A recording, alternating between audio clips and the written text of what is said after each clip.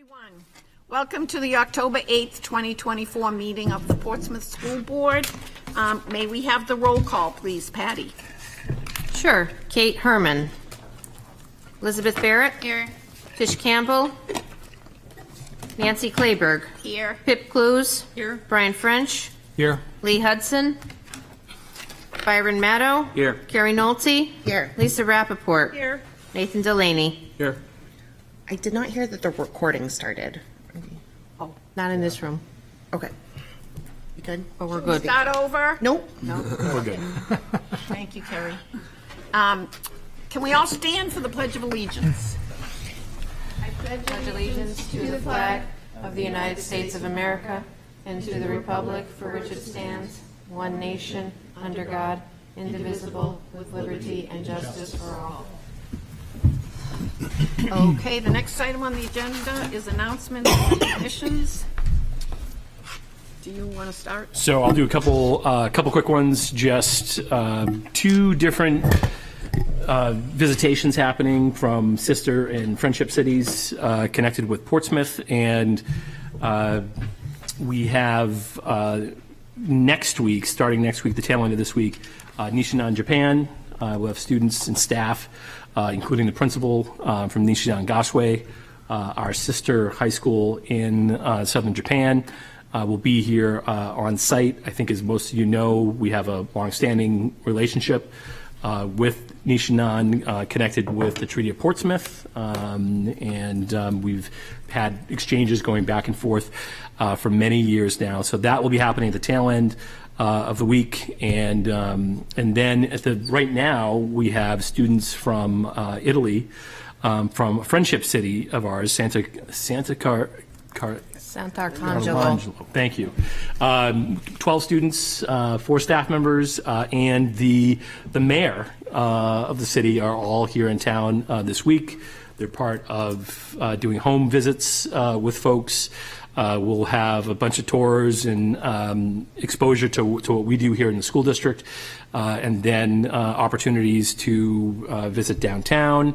On at least one of those 2 trips involves also a tour of UNH as part of all that process. So we continue to be a really important part of as the city is trying to maintain these relationships, the schools have become a really important force in kind of the human diplomacy that's involved in those connections. And so we're excited about this week. It is a lot of work for the high school and the high school staff. And so I just want to thank folks at the high school, the folks in the foreign language department, Laura LaValle in the English department, all are involved in a lot of heavy lifting in order to pull off all the logistics. And I think it's a really positive thing for us in our community. Very good. Thank you. That sounds very exciting. Should be exciting stuff. My daughter went to Japan. She just turned 37, so she went when she was a junior There we at the go. high school. So that was a long time ago. We've had that outstanding affiliation for many, many years. Okay, next. I would like to make the announcement. The holiday parade is Saturday. I think I just looked it up on my phone. December 7th. Would you all like to march in the parade? Would the Portsmouth School Board like to march in the parade? We have our huge banner. Carrie's not interested. Carrie's honest. You can bring your children, you bring your kids. We always brought our kids with us. It was really fun. Our high school band is always the last featured item because they're the best. Her hand up. Our middle school always does the tree lighting, which precedes the parade. They provide the band for that. Well, let me leave it at this. If you're interested, let me know. Tish is I would interested. Tish said yes. And Okay. hands up. And Lisa? Okay. On Lee. Oh, Lee. Okay, I'm in. One thing of interest in the past, which I think, because if there's only like 3 or 4 school board members, it just looks pretty sparse. You have to go. And I don't love the attention, despite my personality. So we talked about making it like more of a Portsmouth School Department piece. And I'd be more in like favor of that, of like having, That's a great inviting administrators or other people. Everybody. Yes, Just to invite everybody. Could we get a note be in the up? parade in that way. Yeah, we could offer that option. What does our banner say? Does it say school board or school Yes, it department? says Portsmouth School Board. Okay. That's what it says. Put a piece of tape across it. So, But no, I think that'd be a nice thing to do. Okay. All right, well, let me know if you're interested, and then we'll decide, as Kerry said, we just don't want to have 2 or 3 people. And we can extend the invitation to the district, the whole district. And please remember, bring your kids. I always brought my kids. They had a blast. So, and Santa Claus is the last feature. It's fun. It's a family fun event. Okay, anyone else have an announcement? Nathan, we hope your broken ankle feels better. Nathan, our student representative, broke his ankle playing soccer for Portsmouth High, so unfortunately he's a junior, so he'll be all set for next year. Okay. Yep. Thank you. Okay. Next, we have our consent agenda. Do we have a motion to approve both of the sets of meetings, September 24th, 2024, and September 24th, one's a non-public, one's a regular meeting? So moved. All in favor? Oh, any discussion? Any changes? Pip? No changes. Okay, Pip's our expert on anything. I think we have to do with Roll call. Oh, yes, we have to do roll call. Patty? Liz Barrett. Yes. Tish Campbell. Can you do that when we Yes. have the public hearing? Nancy Clayberg. Yes. Pip Clues. Yes. Brian French. Yes. Byron Maddow. Yes. Carrie Nolte. Yes. Lisa Rappaport. Yes. Passes. Thank you, Patty. Okay, now we're into our public comment portion of the meeting.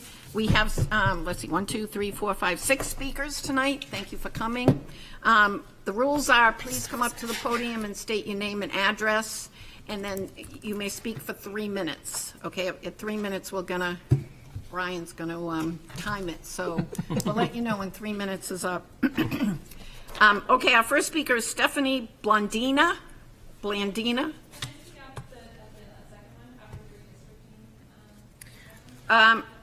Now, the only thing we do at the end of the meeting, if you don't speak at this public comment, you can speak at the very end of the meeting.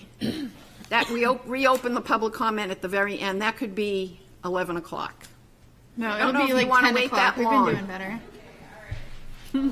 Okay. You can if you like, but, Okay, cool. But I read the presentation, so I'll just go okay. from there. Okay. Good evening. My name is Stephanie Blandina, and I'm a mom of a first grader at Little Harbor and a homeowner in the Osprey Landing neighborhood. And I read the redistricting proposal, so that's why I came here today. And reading it, and I was interested to hear what was going to be said today, but reading it, I saw a big focus on numbers. But what I didn't see was a discussion on how this will affect the kids currently enrolled in a particular school. I'll speak for my family, and I think this applies for a lot of other ones, that forcing my child to change schools would have a huge impact on him. I think it's important to remember that these kids missed key social and community building during their earlier years due to COVID. Schools opening and closing, not being able to get to know others, and just the chaos that ensued in that time. My son, as an example, started kindergarten in 2023, and he finally had the chance to build that community and form those friendships. To take him away from the friends he's made, the routine he has finally established, and the programs he's in at Little Harbor would be detrimental to him. I think a lot of other families would feel the same way. And look, I understand it's a necessity to redistrict to help the Dondero students. There is clear overcrowding in Dondero, and there's under-enrollment at Little Harbor. But to take kids out of Little Harbor, thereby expanding this to affect even more students, doesn't make sense and is affecting more kids than is necessary. As I said, we own a home in Osprey, and a large reason we purchased there is because it was zoned in Little Harbor District.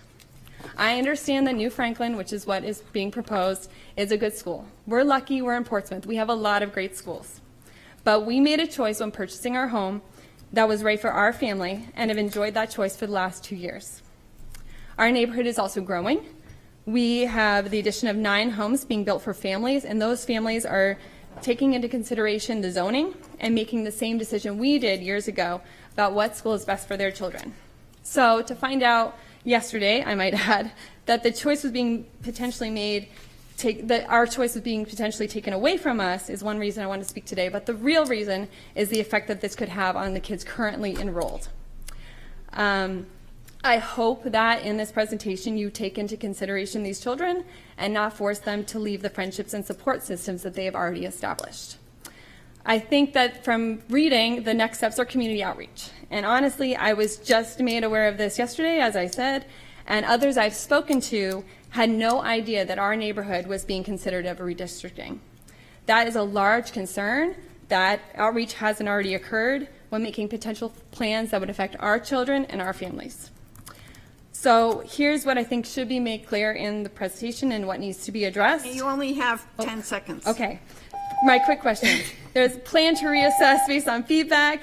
How do we know that we're going to be listened to? If you get an overwhelming negative response, what from current parents, what will happen next? And what options do we have to keep our kids in their current school?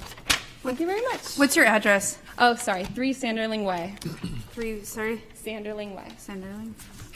Thank you. Thank Thank you. you, Stephanie. The next one we have is Ikena Papayan. Obviously, I didn't pronounce that This correctly. is Irina Papayan. Irina Thank you. Papayan. So I'm not that prepared, definitely, and English is not my first language, so I can start. I live in Portsmouth. We have been living in Portsmouth for 2 years. What's your address? 43 Spinnaker Way.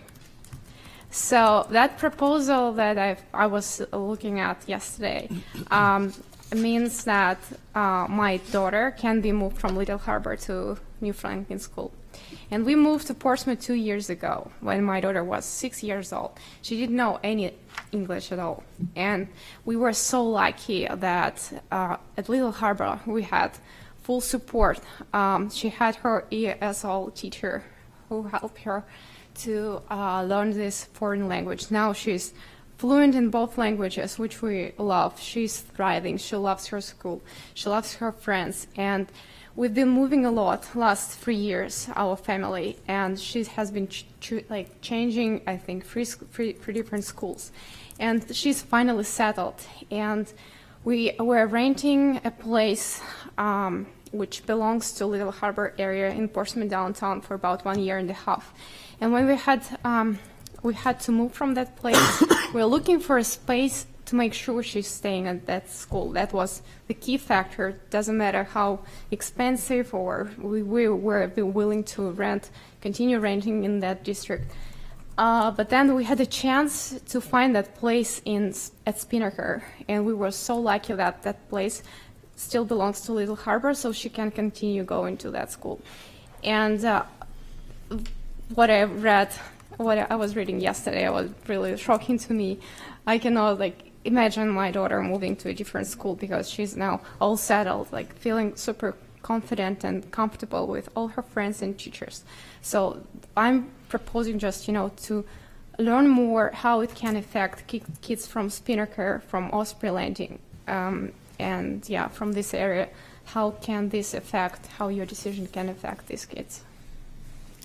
Thank you. Thank you. Thank you. Next, we have Jen Smith. And please remember to state your address. Short girl problems here. My name is Jen Smith, and I live at 163 Spinney Road. I actually moved across town. I was previously in the New Franklin district, and part of our decision in moving across town was so that our kids could be at Dondero. I have a daughter who's a 4th grader at Dondero and a son who's a 1st grader as well. Both of our children were adopted, and we are a transracially formed family. We have been embraced by the Dondero community since our daughter began as a kindergartner. Each teacher and administrator that we have come into contact with has worked with us to make our children feel seen and celebrated. Raising children of color in the state of New Hampshire has been difficult at times, to say the least. Of the 3 schools, Dondero, to my knowledge, is the most racially and ethnically diverse at 28.3%. And though the percentage differential is small, this matters significantly to my family. My children love their school community, which is more like family to them.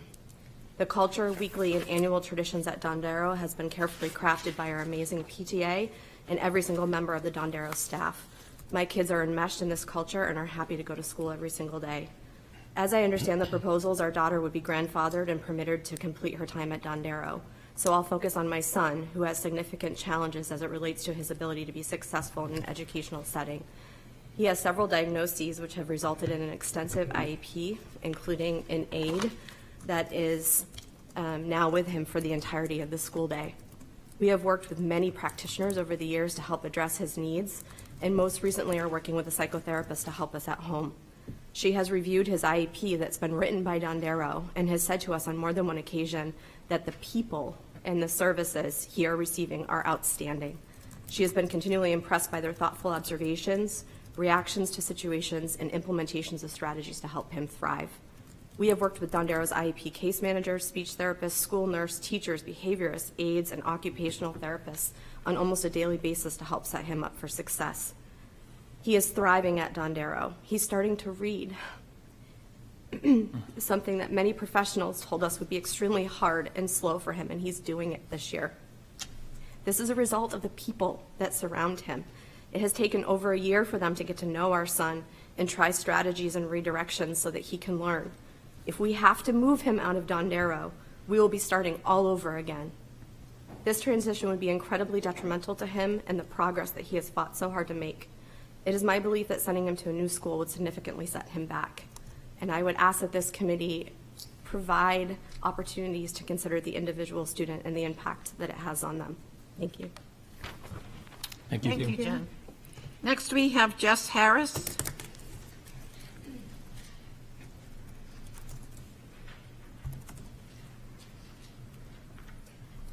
Hello, my name is Jess Harris. I'm 2 Monroe Street. I'm the parent of a 5th grader and a 2nd grader at Dondero, and I live in the Lafayette neighborhood. I want to start by saying thank you for the opportunity to listen to us and for the research that's going into this redistricting. I know that it's hard and it's not without growing pains. I have 2 scenarios that I'm hoping the board will consider.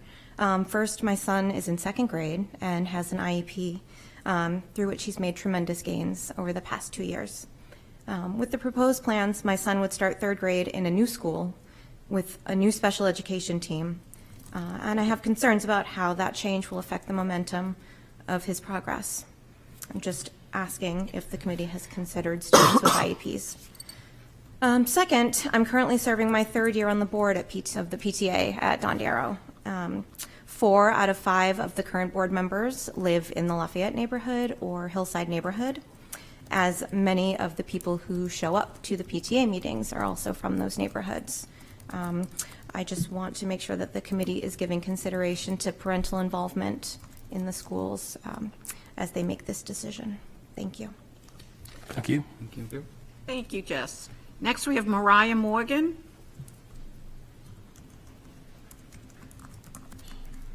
Good evening, Mariah Morgan, 18 Monroe Street.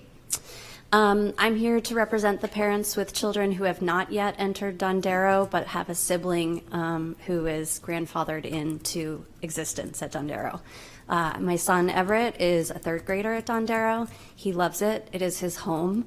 My daughter Georgia is 4 years old and is scheduled to enter kindergarten next year in the fall of 2025. My daughter wakes up early every day to go to the bus stop with my son because she wants so badly to go to school with him. Shout out to P15 and bus driver Rob, who's the best on the planet. But I would like to point out that I am definitely not the only parent with a child who is a younger sibling of somebody who's grandfathered into these scenarios. I know several are watching from home because the presentation provided has only really hit the parent community at Dondero as of yesterday, I think. So as we're all processing, I would ask that you please consider how that scenario is dealt with. I also, if my daughter cannot go to Dondero, but my son can, that puts me in a situation where I have to choose between uprooting him from his happy social situation and moving him over to a school where I know he would also be happy, but it's a huge adjustment as a 4th grader. And Zach, we're neighbors. We have never personally met. We've waved at each other actually as I walk my dog toward the green space.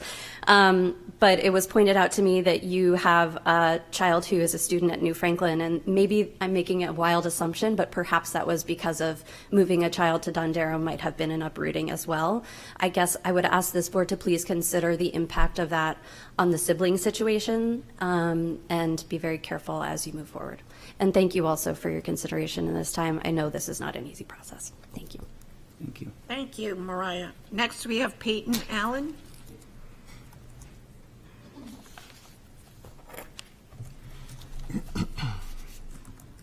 Hi, I'm Peyton Elaine, 17 Thaxter Road.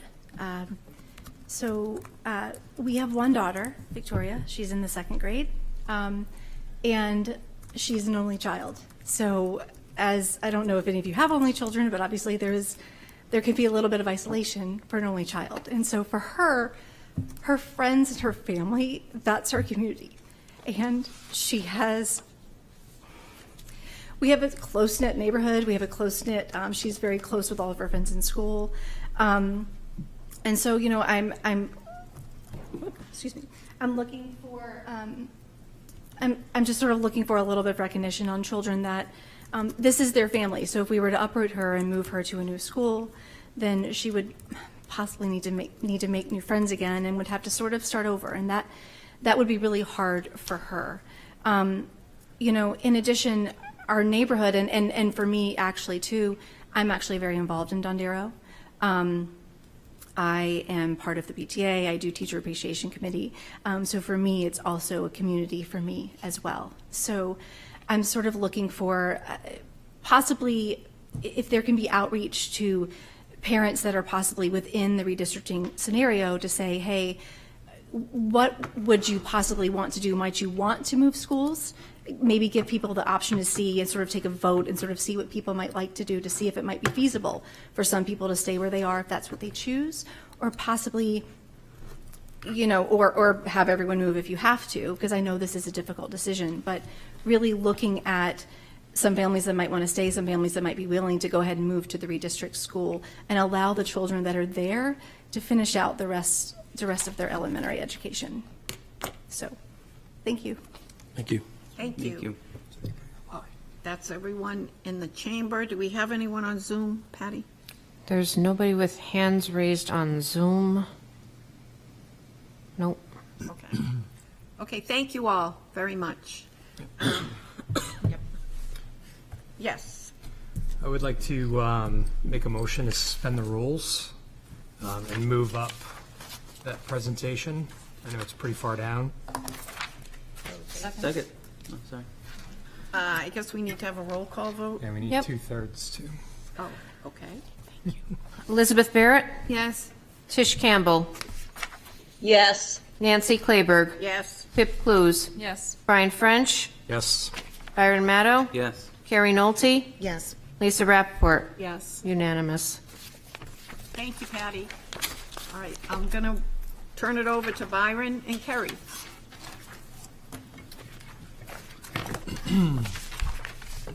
Carrie, are you driving? I think I'm driving. Hold on. Okay.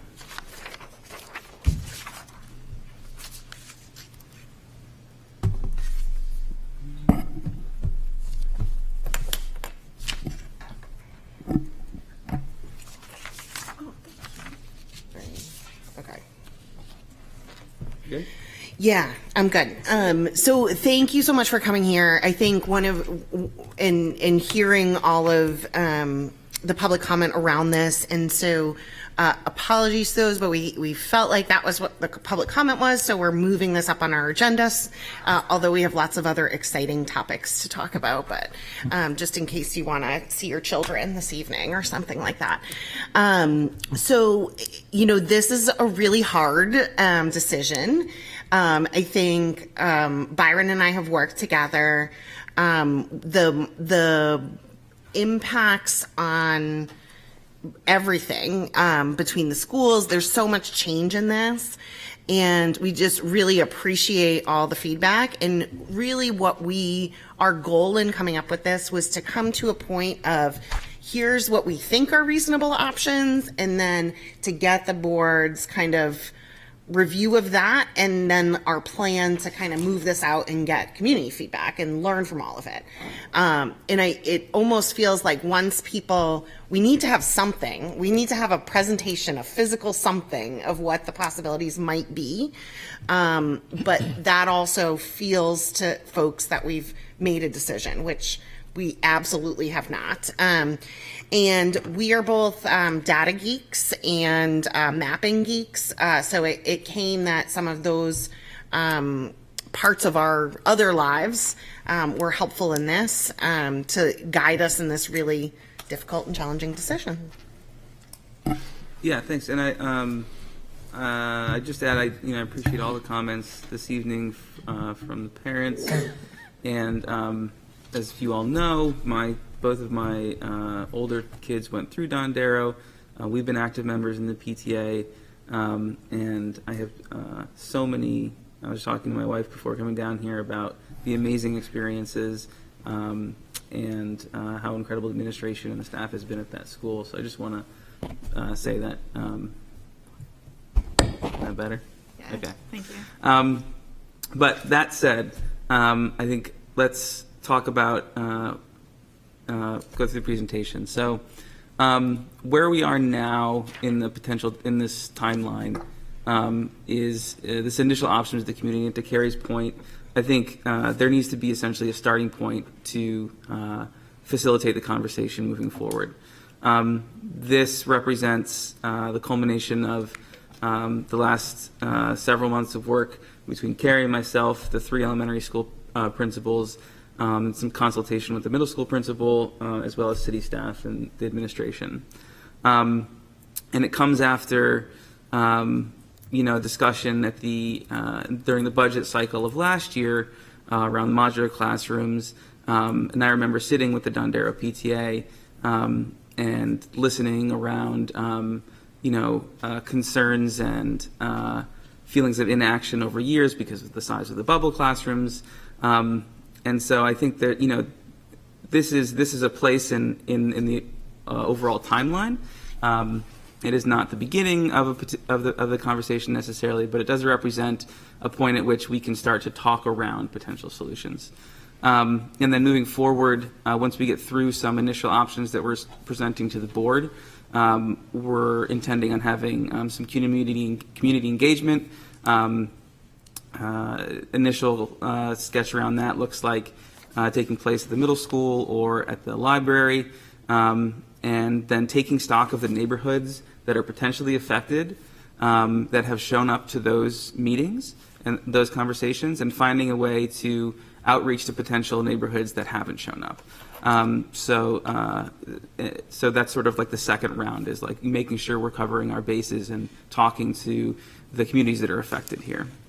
And then ultimately, we'd love to get to a place where we have a specific scenario that we'd like to recommend and have a board decision by the end of the year, so the administration has ample time in 2025 to come up with an actual implementation plan on what might happen in the following school year. So that's sort of a breakdown of where we are on the timeline.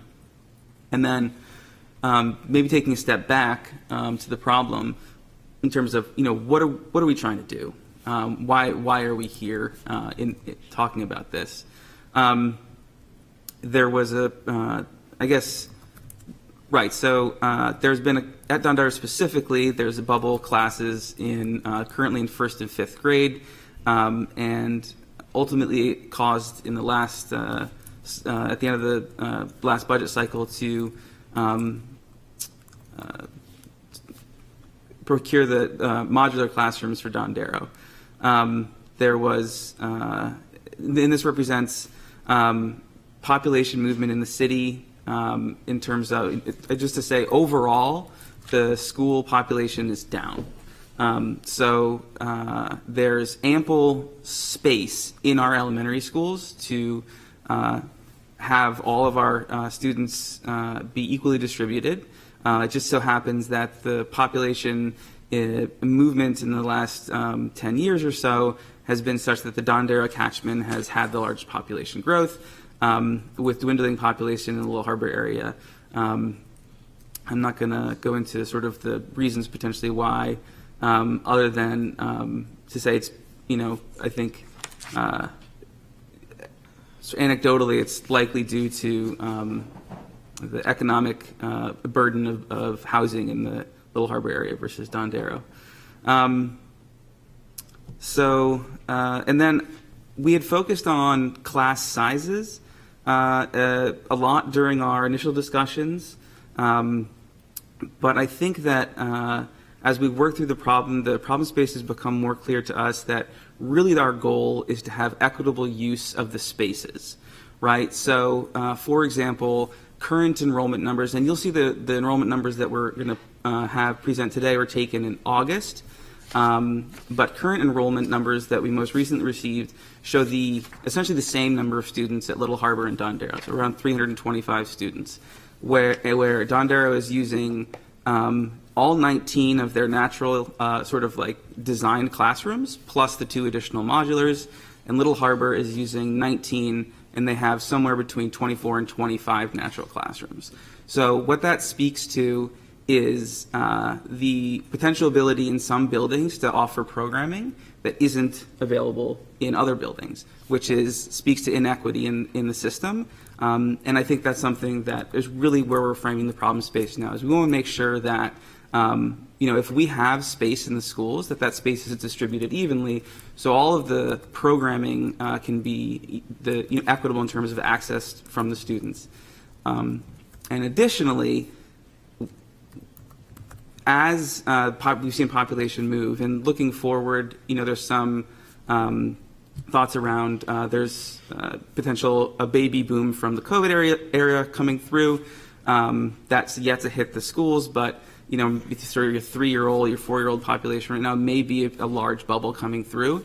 And having a buffer in all of the schools is a more resilient structure in terms of that coming through the system than redlining on space in one or two schools and having a lot of space in another. So I just wanted to present that as sort of the problem space we're trying to solve right now. Can I just give an example that's tangible in terms of programming and what that means? So I think it's right that we got into this as a bubble, Dondero, class size conversation, but it's definitely evolved into the reason why there was a bubble that we were having a hard time dealing with was this distinct inequity in the way in which we're utilizing space for different kids. So in Little Harbor, if you walk around, and I know you just covered this, but we have lots of spaces we're not fully utilizing in Little Harbor. They're not empty. They're things we're doing in them, but we have 5 classrooms that were designed as classrooms, which we do not use as classrooms. We have a guidance counselor in a full classroom. We have 2 reading specialists who share 1 classroom. So when that happens, what you have on the flip side is other buildings are maximizing their square footage. So, for example, a year ago, we were able to correct this year, but a year ago, if you went to New Franklin, students did physical therapy and occupational therapy in the hallway because there was no classroom for them to conduct that thing, which I think it's a service we would like. It's one example of a service that we usually would want to have a designated space for, both for privacy purposes for students, but also for just the quality of the program and the items that we need present. So I think what became clear through the conversation was that we are limiting the ability of Dondero and New Franklin to provide equivalent programming because of what's happening with space. And the other part is as there's fluctuation, we'll never be able to anticipate where people are going to move to and have children. We'll never have a perfect thing that we'll never, where we're going to have everything planned out. So we need that buffer in both New Franklin and in Dondero. It's already there at Little Harbor, so that as class sizes fluctuate, we have the ability to add an extra classroom teacher in the 3rd grade for a year, or do that. But if we've maximized all the square footage, then we don't have the ability to make those choices that lead to then expanded class sizes where we're running, at Dondero we're getting into the 20s. So those types of things occur not because we don't have the real estate, it's because we don't distribute students properly amongst those schools. So, sorry. No, that's good. I think that's a good I'll just add one thing going back is that the strategy that the board had taken in the past few years was to move new housing stock to Little Harbor. So there's some kind of cutouts or West End Yard, but in reality, those are not spaces that they're not spaces where families are increasing. So I think we have 4 students from West End Yards with all of those units. But what we are seeing more and more of are out Route 1, increasing numbers of families out there with school-age kids. Yeah. And just to touch quickly on guiding principles of redistricting. We want to make sure that our schools are being used proportionally. We want to make sure class sizes are equitable across the school. Walkability is a big part of the communities around the schools. We want to make sure we're not affecting that in a negative way. We want to not draw the lines in an arbitrary, haphazard way to make sure that neighborhoods are moved together if they do move, to maintain those existing family connections, trying to be resilient to further development and existing housing stock. So I think that covers the principles moving into the redistricting. We had some initial meetings going back to a little bit of history with the planning department that we were hoping to get a better understanding of trends in demographics of the new development.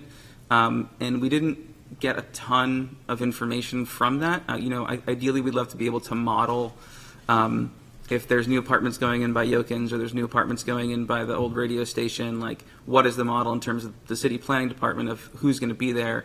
That information wasn't readily available to us. So essentially we just had the data of the current enrollment to work from. And then further there is, there's affordable and quote workforce housing plans associated with the PHA out there in Portsmouth. None of them are family or family restricted or family specific units. So just to say that, there's an anticipation that those units would have more families in them than any other new development. So let's see, this is the, more of the same in terms of new construction has not been the driver to increase the school age children. Difficult to plan around the new housing process. And I will just add that in general, the reports that we get on forecasting what enrollment is going to be is that they anticipate ongoing decrease, that overall we'll have fewer school-age kids in Portsmouth, which doesn't account for all of the factors possible, but that is the best estimate from NESDEC. Yeah. New England School Development. And this, Council. not to make, this is definitely a difficult conversation, especially for the families who are going to be impacted.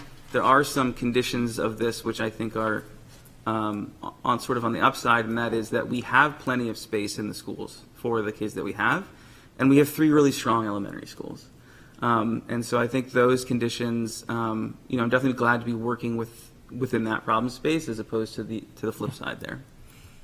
And with that, Carrie, maybe you can take it away in terms of current numbers and moving into some of our proposals in terms of scenarios. So some of what we've learned a lot, as you can imagine, in a short period of time, but enrollment numbers are constantly changing. And so the data has some nuance. Kids might have 2 addresses because their parents both live in Portsmouth but separately, and we can't figure out which school they're going to. There's a lot of things. And so, in some ways, as the numbers change, we had to pick a set point of when we could look at data to help in this process. And so we had enrollment data from last year that started our kind of modeling. And then we utilized data from August 27th for some of these numbers. And then, as far as the spaces that are available, and this is kind of keeping the art and music offerings, the things that we have in the schools already, which may require a classroom the same, but that there's 24 available primary classroom, i.e. like homeroom at Little Harbor, 19 at Dondero, and 16 at New Franklin. And so within that, we see that there's 19 this year, 21 with the 2 modulars at Dondero, and then 15. And overall, it keeps us at about, similar numbers, but we have to keep in mind that average class size is really based on the needs of the students and should be decided by the team at the schools. So having an average class size of 15 still means that, or of 17 still means that there may be some classes of 20 based on the number enrolled in each grade. And those decisions are made by administration at the school. So even though we have this broad view that maybe enrollment is going to be decreasing, we currently have 55 primary classrooms across all the elementaries, and we modeled this or thought of scenarios that would maintain that, with sort of the goal of every class, every school having a buffer, at least like one classroom, depending on bubbles and what happens. So that would mean getting Dondero down to 18 classrooms, New Franklin staying at about 15, and then changing enrollment at Little Harbor. So this is our neighborhood mapping by our GIS consultant, who's unpaid and sits on the school board. And so within this, we absolutely acknowledge that there may be nuance and things that are wrong in this, but that's part of, like, we had to put something to go out to the community. And so these may be refined in the process. Or, maybe there's a natural divide somewhere else. And so this is one of the key things we want to do. And so some approaches that we had discussed initially with all of the with our group, which includes myself, Byron, Zach, and then the three elementary school principals and the middle school principal, is the transition, taking the three schools and making them K through 1, 2 through 3, 4 through 5, which has been done in Exeter and Somersworth and other places successfully. As many parents know, busing is already a challenge in Portsmouth, and this would add a lot more transportation challenge. And in some of our school, I think it was overall 50% of our kids walk to school and are that close to school. So it would actually mean a whole lot more kids bused. And so it would be a large increase in transportation costs, but also 3 transitions for all kids, consistent. I would just say the other piece from the administrative feedback was particularly robust on this particular option. And I think the concern is that we've got 3 of the best elementary schools in the state, 2 that are within the last 4 years National Blue Ribbon Award winners, of only 11 in the state of New Hampshire, and then the other one is the one that people move their house to get in. That's the 3. And so the conversation, I think you heard really loud and clear from administration, is you have 3 very successful functioning organizations that do the things you want them to do. The idea of stripping those all down to the ground and rebuilding 3 comes with a lot of, you're going to take a step back in those buildings. We're not going to be able to produce the same stuff as we redesign and rebuild, redevelop relationships within those buildings. That is going to be extremely problematic. So I think this was one that there was a robust response from the administrative side of the table on this one. And then the other piece that we talked about there is a little bit of classroom space at the 5th grade at the middle school, but very little, as we compellingly heard from the principal. But specifically just that moving the 5th grade to the middle school is not recommended, both from a developmental perspective of kids, but also that the design of the middle school was very specific for 6 through 8 programming. And the biggest message, loud and clear, was that the unified arts experience would really be dismantled, including languages, and probably they would have to limit to the primary requirements of art, PE, and music. And then there would also be like renovation and different things that would happen with that. Is this me? So I kind of already touched on this. We're sticking, so the point that we have the data from is August 27th. We're anticipating 55 overall classrooms during this transition. And then it's the piece that we really need to talk more about that isn't even really appropriate for me to comment on at this point, because we need to hear from people, is what the transition options would be and how they would work and what that looks like. I think that one of the things from an equity standpoint is that if we make it, you can choose your school, but you have to do your own transportation, that only allows a certain number of parents who have that ability to utilize that. And so making sure that we can balance the transportation stuff, which, as I said, is already a little challenged in the district, in order to make it all work. So the last piece that we are kind of is still, something that we can consider, but what we don't recommend from our brief conversations about it, is not moving. So we know at this point that kindergarten enrollment has been higher at Dondero. Where we're seeing new folks come in is in Maple Haven, in Patriots Park, in Beachstone, which just distance-wise, they're going to be Dondero. It makes the most sense for them to be at Dondero.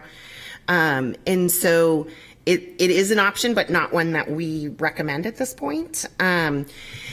And one thing that's important to note in the data in these numbers is that right now there's a bubble in 5th grade at Dondero, and our modeling or our numbers in here are really for next year. Therefore, that 5th grade bubble is out of the data. Does that make sense? So making sure that we just consider that this year those numbers would be higher. So we had, if you'll all remember, a lot of interest from the city council in and the budget cycle to not approve or to not use the modular and to move Lafayette Park. And at the time we got that everyone there already wants to go there, that we're, just rip the Band-Aid off. And so we had, we weren't sure that if we we didn't want any move to be sudden. And we also weren't sure that it would solve the problem. And so although it does have a transition of 31 students, through this, it doesn't get to the goal really of planning for future development or the what we think is going to happen based on and we would have to be looking at it annually in order to change enrollment, which could actually mean more transitions for kids as they move around. So then we have 6 potential options.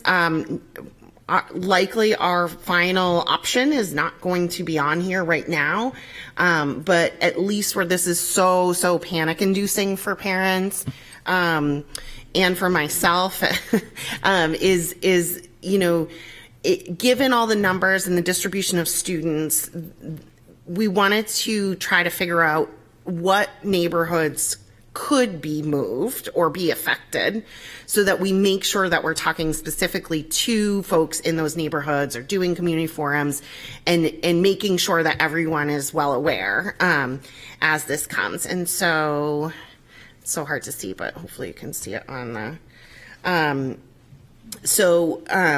option 1 has 6 neighborhoods moved, and you see the current students, you probably can't see it from there, but the current students in their color, so you see yellow here. So these students in These students are currently at Powder House, which Byron named. So if you have a different name for that neighborhood, feel free to give that feedback to us.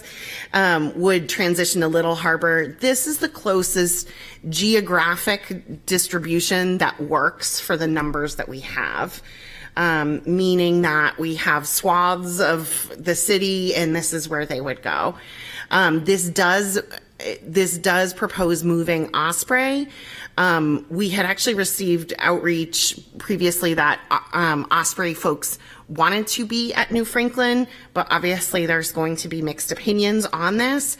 But the prior reality in my understanding is that was a cutout as a move of equity, and there was a lower, it was a different neighborhood at the time of the move, and that made the distribution of socioeconomics across schools more even, but that's not really the case. And what we attempted to do is to look at these and look at try to keep an average class size in the same ballpark across the schools. And again, day to day, these numbers are going to change. But that this would then mean that we increase enrollment at New Franklin, which puts New Franklin actually higher than our ideal, which would be about 15 classrooms used. It's good with Dondero and Little Harbor, but I guess these numbers anticipate all students move immediately, and we can't, to model data, we sort of have to do that.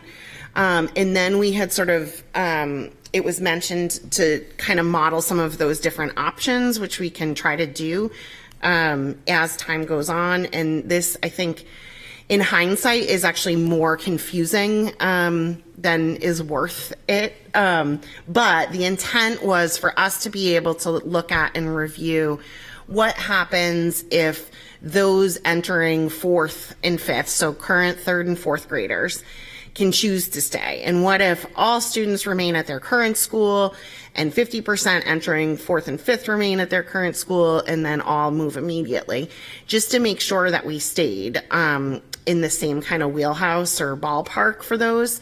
And it does look like we would, but I think there's one I just noticed an error on here, but of course, as we present, that's when that's when you find them. And so other scenarios we can kind of do similar with, depending on what the community forums show and things like that. So, the things that the group liked about this was a move towards more geographic distribution, which may reduce transportation costs. And then it does allow that expansion down Route 1, but we're not then considering all of the, we're transitioning more kids with that, specifically those at Osprey. Yeah, my commentary on that option right now is that it introduces more change than potentially necessary, and this is from like the space utilization side, puts New Franklin in a somewhat precarious place in terms of the number of students there, which sort of is counterintuitive to our goal. So that's kind of how I'm viewing that option right now. I would agree that that's my concern, is that we don't create enough buffer for New Franklin. Yeah. I think when we eventually rework some of this presentation for people and talk about things, I think one way to think about this, which is easier than moving around the kids, is thinking about if we have 5, we'll call them underutilized classrooms at Little Harbor. Yeah. How are we redistributing 5 not used as classic classrooms across the district in an equitable way? Yeah. In some ways, it's an easier way to think about moving 5 pieces around, right, and the number of kids that would be associated with those 5 pieces than it is trying to figure out 340 this and 299. Yeah. And I've been in all these conversations. But and I would agree. And looking to the previous slide, which had the breakdown of the 3 different potentials, all that's being communicated in that slide is that whether it's everyone moving at the same time or there's some transition over a period of time, there's enough space in all of those scenarios. which I think is what's trying to be communicated in that like large, the more complex modeling there.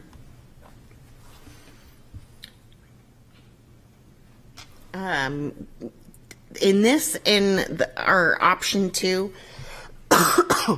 we have 4 neighborhoods that would be affected, and this is sort of the offset. As you can see, if you can see anything in here, there's the red section here. So these current Dondero students, some of whom have said that they're walkable or bikeable to Little Harbor based on depending on where they live, would be moved. Similarly, like it works, it changes the primary classrooms. It doesn't shake up New Franklin in that way. And it keeps Osprey in Little Harbor District. The option this do you want to speak to this, or can you speak to this? Just that I think that this option meets the goals in terms of the buffer that we're looking for. It is less disruption than the first one. I'll say this is relative to the Osprey situation is it still remains as sort of an awkward cutout in the overall district picture. And I don't mean to say that like it's anything relative to the neighborhood being awkward. I just mean like in terms of busing, and if I always think about systems in terms of if I were to redesign, or if a system was going to be redesigned from jump without any pre-existing conditions, would you cut this neighborhood out in this manner? And that still sticks out to me as sort of like I don't know if I would do that. That doesn't mean we need to change it, but it is in this. It still exists in this condition.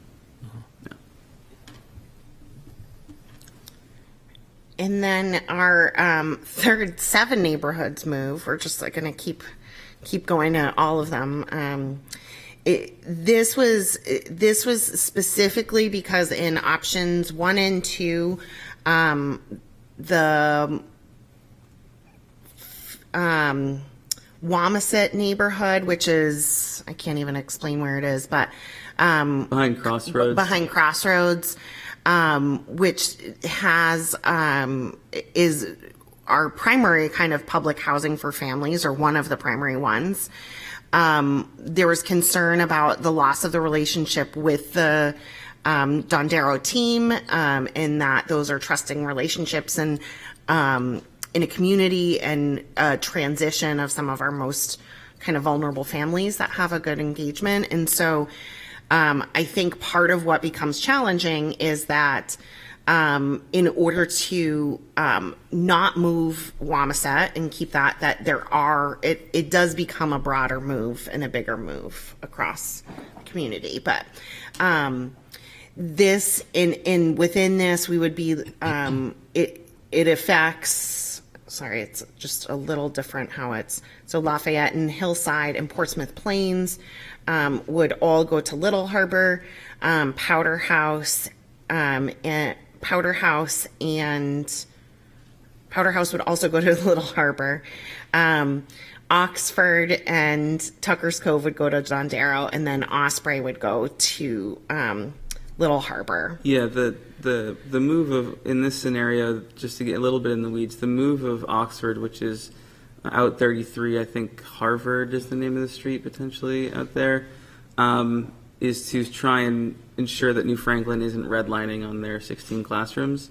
Again, like there's a lot of knock-on effects. So as soon as you move one neighborhood, things sort of fall in, and so that's sort of where that move came from in this scenario.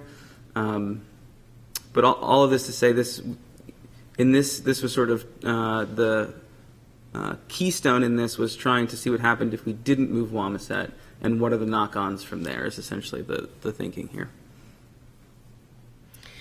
And I think, we, as far as like these pieces, we know that it's really like, it's really difficult to consider any of the options that include transitions for our kids. One of our goals about community engagement was to kind of get to the Portsmouth School Department staff pretty early to give them a heads up, because they knew parents would be coming with concerns and what's going to happen, and we want to make sure that they had an opportunity to give feedback. And we actually did that this afternoon to an invited staff. It was very interesting. There was a lot of specific feedback that will be incorporated along with the feedback. But I'll say the biggest learning for me was that the school staff were actually in favor of not having the school staff that were there that spoke out were really put some concern around there being a choice for a transition or not, that I think we need to think about more, because it's a big transition. If you ask a current third grader, do you want to go to Little Harbor? Do you want to stay at Dondero? And that's a really challenging decision, whereas the school can be really supportive of that transition, have visit days, do all this integration ahead of time. So I think we need to talk more about that and kind of the impacts of transitions in the community forums. See, another transition comment that came up a couple times was staff who've been here through the last go round, which I know you were a part of, and there was conversation about how long, how there were like families who you had a kid in one grade, let's say you had a fifth grader, then you had a first grader, then you had somebody who was two, and how people said, well, we transitioned whatever number of years ago, and 2 years ago I had my last kid who was part of the tail of the way in which we did it before. Yeah, I don't know that it was there beneficial. was one anecdote that was describing 17 years of a tail. Of a tail. Yeah.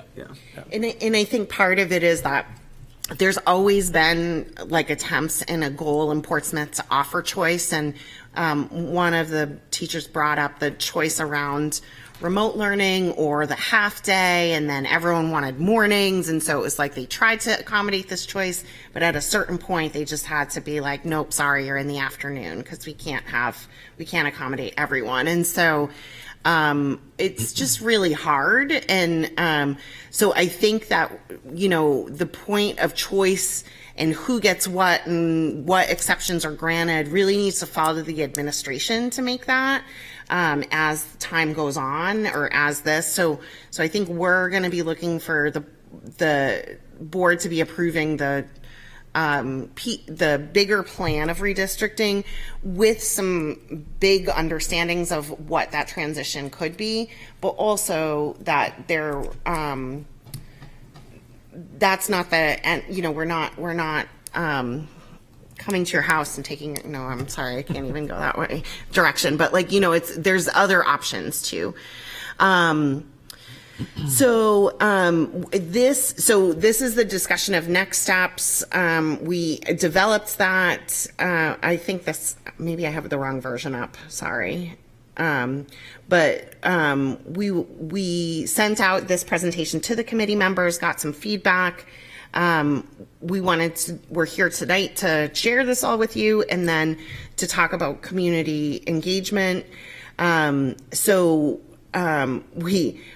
was strongly recommended we do them at the library or middle school and not at the elementary schools, because I think that's good, and I think that will be good to have folks from all of the schools participating together. We'd like to be able to look at who's coming and what neighborhoods they're from, and then follow up with more neighborhood-focused events at places that make sense, based on who's engaged, and can help kind of facilitate.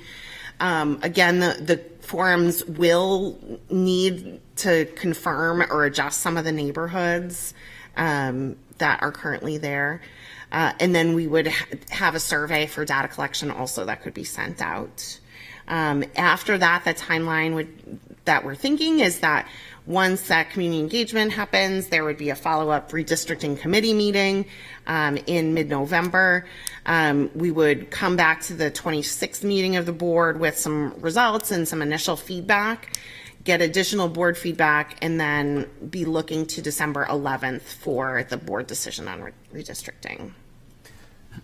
I'll just say for the board, the work that Carrie and Byron have done has been really outstanding type of work. It's a real tribute to what they both do in their professional lives. That the quality of the data work, the thoughtfulness about how do you visualize data was super important. The fact that we've got a coded opportunity where we could sit down in meetings with people and say, hey, what if we took that group and we moved it over here? And what if we did this to that? It wasn't, okay, let's take a break and in 3 weeks we'll come back. We'll have accumulated all that data and we could talk about it. It was click, talk, click, talk. That type of capability to involve people in that type of conversation was unbelievably valuable, continues to be very valuable, and is the type of work that we, if we'd gone to an exterior consultant to help us with, we would have paid thousands of dollars to do that work. And no, Carrie, no, I'm not sending you a check. But the quality of the work and the thoughtfulness and knowing our community, unbelievably valuable. And we're not done. We're still working, obviously. But the quality of everything that's been done up to this point, I just want to really thank the two of them for all the effort they put in, and knowing that whatever we come to as a decision, there will be dissatisfied members of the public as a result of that, and to take on that task as a board member and to be like, I'm here, this is my thought process, here's how I'm collecting information, I'm being transparent. I appreciate the willingness to do hard things. So I just want to thank them both. Thank you. All right, I guess we'll, go ahead. So I would just say, and I think this is part of, I really appreciate, and I wrote down all the feedback from the public comment tonight, just to be included in our work going forward. But part of it too is that the board meeting, the public comment has happened, public comment will be reopened in like an hour and a half or something, but the format doesn't lend itself to really discuss this and talk about this. So the community forums are really necessary to actually be able to have a non-Robert's Rules discussion of this. And I would just ask that, or I would suggest that for discussion of this, that we focus on questions about the plans or the impacts and things like that first, and then we talk about the community engagement and have those as two separate items. So does anyone have comments, questions, or thoughts on the plans themselves, not the community engagement? Yeah, go ahead. You run it. Me run it?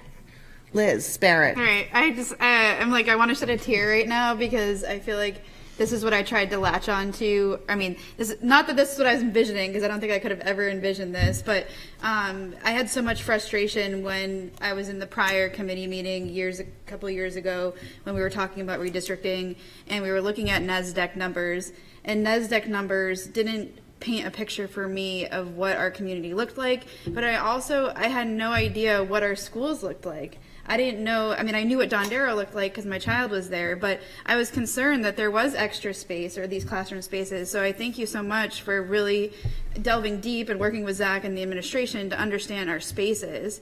And I think that this approach, as far as looking at equity of spaces, may be the right direction that we're going in at this point. And I'm happy that you guys just took this by the reins and really put your time and effort into pulling the data. So I really appreciate that, and I'm really happy that we're at this point. I appreciate the frustration, too, of those that may be involved. My son, during COVID, we were told we had to go to Little Harbor remote. Everybody was obviously remote at some point, but our children went through transitions. It was hard. But ultimately, our kids are all going to school together in middle school. So the more connections that they have, the better. Although I do understand my son having a best friend who he just moved across the country. So I can understand how difficult it is to have a best friend. But I think with tech and everything now, we can maintain those connections, grow those connections, and I think it's going to be really important for us to have the community engagement. I think I recommended to Byron, could we do care packages for students that are transitioning to another school? Have a T-shirt, maybe a teacher welcoming them. What would that look like? like. And I think things like that, although I don't think it takes away all the concerns of a child having an IEP or 504 and what does this transition look like, having as much of a, surrounding our families that have to transition, I think is going to be super important. I also, I like that you did pull numbers and you did consider the COVID bubble. There's this sort of amorphous idea that there's probably going to be more babies due to COVID. So I'm curious where to get the numbers from. I know when I had asked Carrie, she mentioned that she did pull numbers from the state database. I kind of looked at numbers there. You only can really look at hospital numbers, and so hospital numbers for Dover have been swayed up because of other hospitals that have transitioned to Dover. So although numbers are going up, there's a possibility that there's reasons for that because the other hospitals aren't there. And though the reason why I got this idea initially was because I was talking to somebody at the director of the indoor pool about how there's so many little kid swim classes. So I guess I wondered in this conversation if there's a possibility we could pull the rec department in and maybe see if we can look at their data or pull some numbers from them to see, how many kids and demographics, can we sort of use those numbers to understand where our kids are coming from. I mean, I don't know if all these kids are signing up for Portsmouth from Hampton because there's not a pool there, or if these truly are children that are in our areas, and what is our ability to use that data potentially to kind of get an idea of the younger demographic and transition. Lastly, with all these plans, I'm still a little bit concerned about New Franklin. I think the New Franklin number and the buffer for classrooms, it's at 16 maxed out, but then we sort of drop it down to 15. So we get one better, but I worry that if you have a shift or you have more kids in one neighborhood or the other, that number could easily go back to 16. So is there a way to create a greater buffer for New Franklin in our overall discussion with that 15 number? I appreciate all of your comments. The day that we last met was announced the Christmas tree shops, big village building, in like 500 units. 500 unit development, right? And so we're like, great, thank you for that. So I think that one thing that I'm really hopeful for is that this allows us to do more monitoring that we weren't able to do. So by defining the process, defining this assessment, that going forward we would do that. And so I think that even we can be way ahead of that, knowing kind of the housing stock that's coming on or things like that. So I don't necessarily feel that at this point, that there should be a bigger buffer with New Franklin, which is currently 15 classrooms and would hopefully stay 15 classrooms. But sorry, my last to move on. Yeah, sorry, my Liz. last bit Hurry was up. going to be to ask about whether we could actually look at maintaining the modular units at Dondero for further class space, not class space. I'm sorry, for resource space. Modular units were there when I was a student. Back in, you do the math, I'm 37 now. But now we're bringing them back. And so could we be using that space for, OT, PT, any other services? Would it benefit us long term to potentially latch on and keep those? So I was just going to say that I think our conversation, and you guys jump in, is that we really do believe if we have 55 classrooms that we just need to properly redistribute. 55 is plenty for us to have far better than what the state requests of us in terms of classroom size, good targeted classroom size, and we can cover all those needs. And I do think, and then, so I think we can cover everything we need to cover if we distribute kids appropriately. And I think we also, talked to the community about this being a temporary thing. I think that was the approach. And there's just a stranded cost there, and I think that money is better. And it's a stranded cost. It's just better spent elsewhere. Yeah, I'd rather use it somewhere else than use it on that. I guess I just asked that maybe. Liz, sorry, let's have somebody else speak. And then can I just wrap up that, Nancy? I'm sorry. I do just it very quickly, please. I would just hope that maybe we could look into what the cost of purchase would be and sort of have that be a factor to consider potentially as adding more resource space in our buildings if the parking situation's okay. Okay, Brian. Thank you, Liz. Really appreciated the data. You guys can tell you're data geeks, and I am too, and I loved it. The only thing that I would have added here is what that buffer looks like on any of the columns. That's the only thing I would have done differently, because it's nice to see what that buffer looks like in all the scenarios. Yeah. Though I can do the math. In hindsight, I think what I'm going to recommend that we do before the community forums is take out that slide with the 3 tables and just summarize it better into like what the buffer is with different movement, like, and highlighting the classroom numbers and how they move around. And I was going to say, I think even on the front end of it, showing the blueprint maps of each school and being like, here are the number of classrooms. Here's what it is. So, because we don't, in the conversation that we were in the spring, it was very much limited to, here's the number of kids we have in each classroom based on the number of teachers and whatnot. But I think it's pretty powerful in terms of the need, that the need is not necessarily, once the bubble group goes through, the need is not about class size per se. It is really about look at the fact that we've got 5 classrooms we are basically not using at Little Harbor.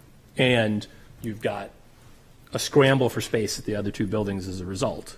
So how do we reallocate in order? I think once you do that, and then if we start to, like in the first move, I think we were talking about 31 kids, right? Is that right? Yeah. 31 kids moving around. Really, that conversation is now 2 of those empty classrooms. Yeah. Where are they going?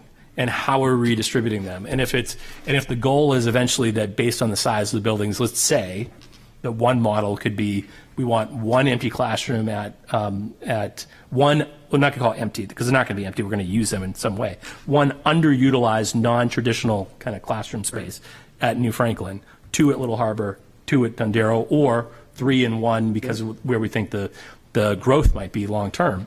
I think that's a reasonably easy way to think about it, and I think it is a better way to engage the problem that we're trying to solve. So I think that would be good for us to think about in the future. Yeah, that's exactly how I wanted to frame it, if we can frame it that way, because it does put it.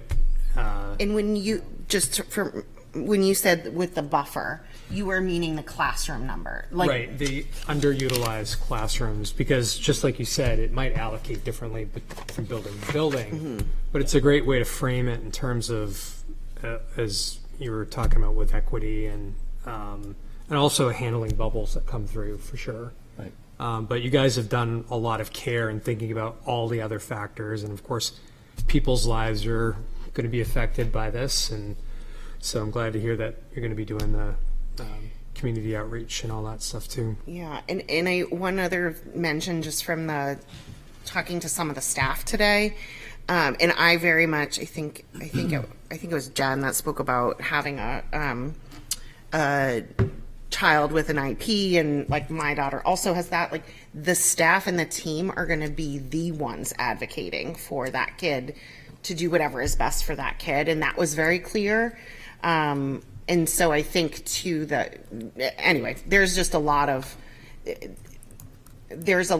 like, okay, students we're gonna give them the skills they need to be resilient and handle a move, and like that's what we're gonna do, and we're gonna do visits, and like they're just like ready to do whatever they need to do, which is hard. But I would say the other thing about buffer is, and we didn't explicitly say it, I think, in this conversation, but we did talk about with staff about it, was part of buffer, and we said about absorbing waves, but it's also so that we come up with a plan that can absorb anything in the next 5 to 10 years that we think is coming our way, and we don't have to do. Hopefully, we're in a position where we design something where we don't have to say, "Hey, you're moving this year," and surprise, 3 years later you're moving again.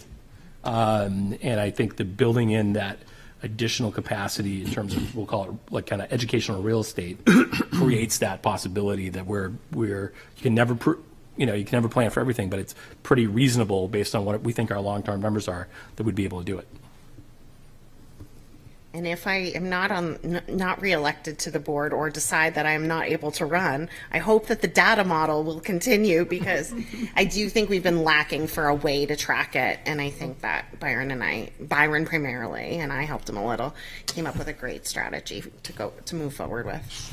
Okay, thank you. Let's try to wrap this up by 8:30. I think Pip has something. I don't know if anyone else does. Lisa's been waiting. Lisa and Pip.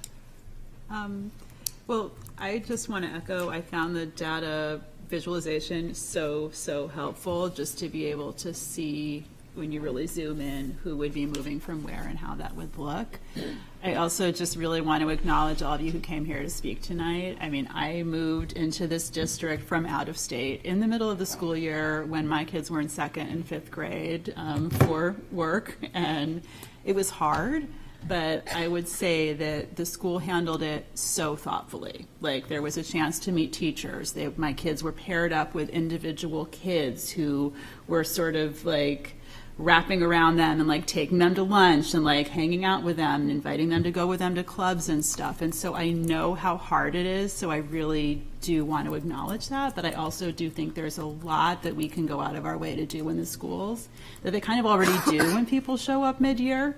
Like, having experienced that, like, it was an insane amount of effort that went into, and I had a kid with an IEP who came in that was like, you know, they didn't know what to think or where to go, and people really, really helped. So I do think we have staff who know how to do this, certainly on this scale. It's a lot for families and it's a lot for everybody in the buildings, but they can do it. I know it's not easy. I think a lot of my questions have already been sort of raised, so I won't do that, but I am curious for elementary just about the piece around after school, just because there's a lot of resources that families who work need, and a lot of that is based on programs that are walking kids. So just at some point as you're going through this, I would just love to see some look at that. I know that's not our primary concern, but for families and for kids having places that they can get to, because we've already had a problem when we have to bus kids because we don't have buses. So just to be able to think about that piece for families is my only other question. And then I think for special education, I think maybe giving families with kids in special ed who have to move maybe a little extra targeted outreach around how that transition might work for services might be good. But that's it. Thank you. Thank you, Lisa. Yeah. I would like to echo the appreciation for all this information. And for our people who spoke, I think I'm incredibly sensitive to the children's experiences and the family's experiences, because I know that specifically the housing market in Portsmouth is so difficult as it is, and I know that we all make choices and build our lives around what our kids are doing and where they are.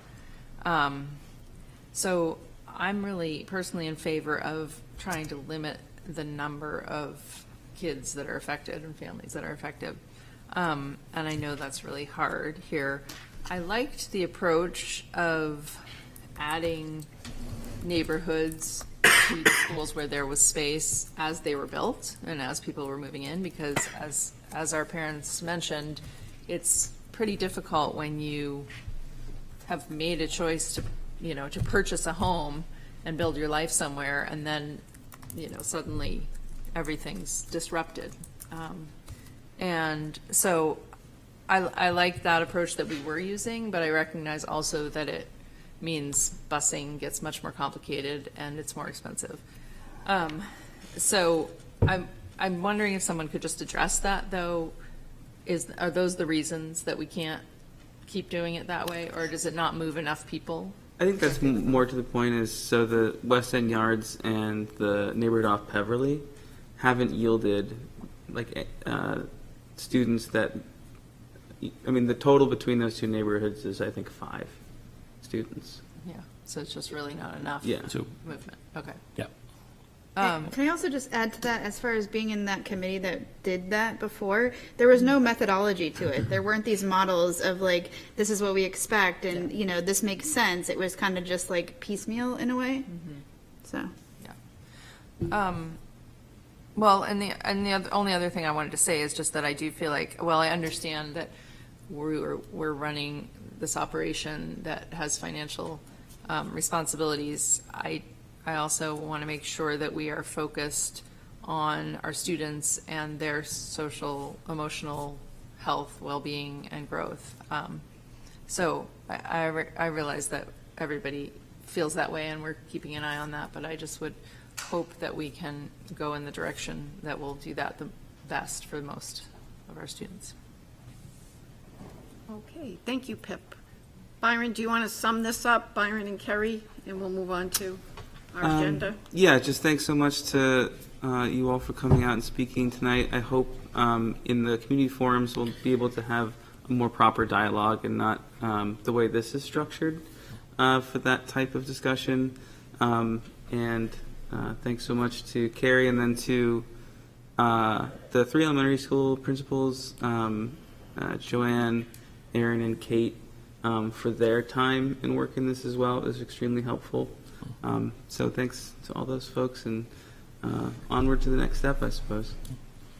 Yeah, I would just ask if there's any specific feedback around the community engagement that the board wants to see or doesn't want to see, or how that happens. I didn't hear much on that, and I just want to give people... Could you just inform us, well, obviously we'll know when the meetings are, and if any board member can attend, that would be helpful. And then if you could just summarize that for us, for those that are not able to attend. That sounds great. How does that sound? Okay. Okay. Okay, thank you. Kerry and Byron, thank you so much. You've both gone above and beyond, so thank you. And thank you for your technology expertise also. Sure. Okay, let's move on. Nancy, just briefly towards the scheduling of these things, I guess I just wondered if there was any events coming up that we could schedule around, like PTA meet and greets. I think, if we're, as far as engagement, I know we don't want to be in the elementary schools for these things, but. I don't think this is the right forum to do the scheduling for Yeah, but I didn't know, I guess if you can consider, are there any events that are happening that we could sort of piggyback on? Okay, we'll look into that, Liz. Thank you for bringing that up. Okay, thank you, everyone. Let's move on. We are down to the superintendent's report. So just a couple items that are in there. One is just a summary of emails. There's one email, and I think you had seen I previously responded to that email. And then we had the budget committee schedule, the proposed budget process for this upcoming year, which parallels what we've done in the past. These are times and locations that we will, you have a note about the fact that we have not confirmed all those locations yet, but this is typically what would happen. So I don't know if there's any conversation to be had about that kind of stuff. Hand that down to Patty. Okay, well, if anyone has any comments about that, if you could let Zach know, that would be helpful. It's a starting point anyway, Yeah, correct? and as we get closer to, one of the conversations, I think, which we'll know, there's a lot of time between now and January, so how we want to focus those workshop sessions, I think we'll have a clearer picture as we get, as we get into December about where do we think, based on our experience of the last several months, where do we really want to, where does the board need some drill down in order to feel comfortable with coming to a proposal we can send to the city manager. So. Okay, thank you. And now we will move on to our delegate assembly coming up. With October 17th at the Grapponi Center in Concord, New Hampshire School Boards Association. We'll consider all the resolutions that they've presented to all the school boards across the state of New Hampshire. And Kerry is in charge of the resolutions, and so she's going to take over, but we are pleased to announce that Byron will be our delegate to the convention this year. Thank you, Byron. You're welcome. It's a long day, but it is interesting, so have fun. Thank you. Okay, so Kerry. Unfortunately, the Zoom said I was removed. Can you log back in? It said I could not log back in because I had previously been removed. Oh, boy. Oh, we actually have policies to do first. Oh. We do that, so. Okay, maybe we you did can announce work on the that one. delegate assembly. oh. All right, shall we do that then? It looks like we have an action item. Don't we need to take action on that? Approve him? I guess, I don't know what the action is. You've done the action as I did, yeah, as the chair of the school board, I can make that appointment, so we don't need to take action on it. I don't mind whether we do policies first or not, but I was just offering. Okay, so yeah. she could get. How do you feel about that, Kerry? Would that be okay while you try to? That figure- sounds great. I'll Okay. do a different email and then. Okay, we'll turn it over to Pip.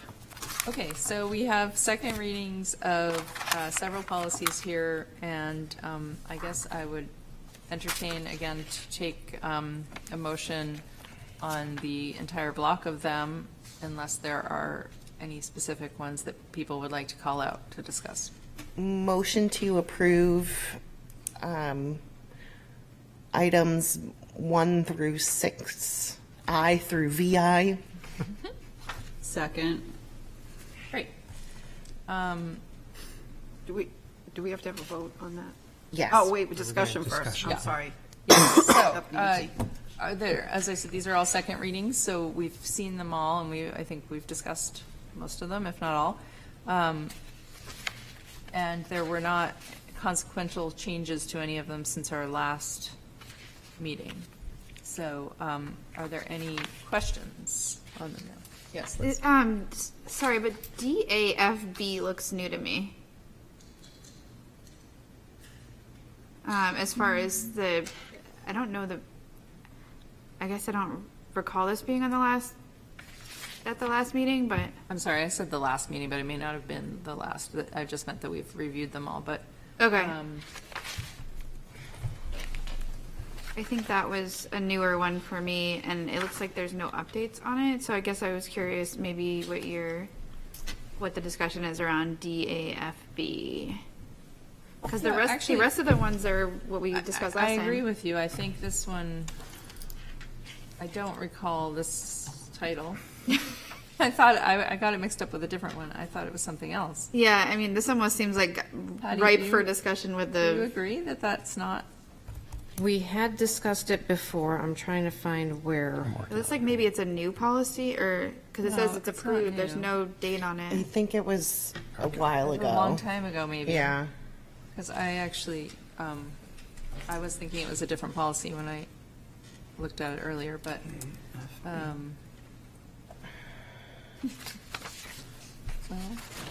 It was on the 24th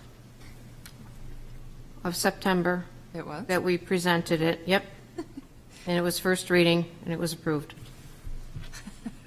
I guess this is the danger of doing them in blocks. It does look new.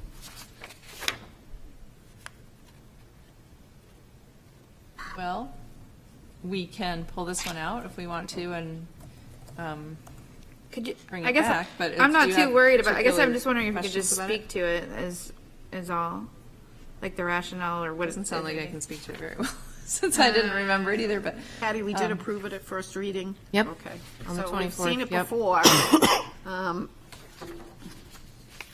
We had a chance to look at it in our packet, so does anyone have any comments on it? I don't see it on the. I guess. Oh, okay. Under first reading. Yeah. So I Who is think in? unless people, just to move things on, I think we should vote on the block, or if somebody wants to pull it out, we could pull it out.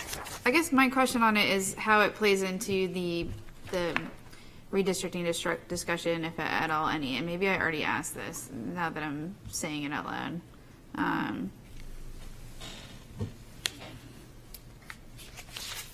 Is it- in what way do you mean?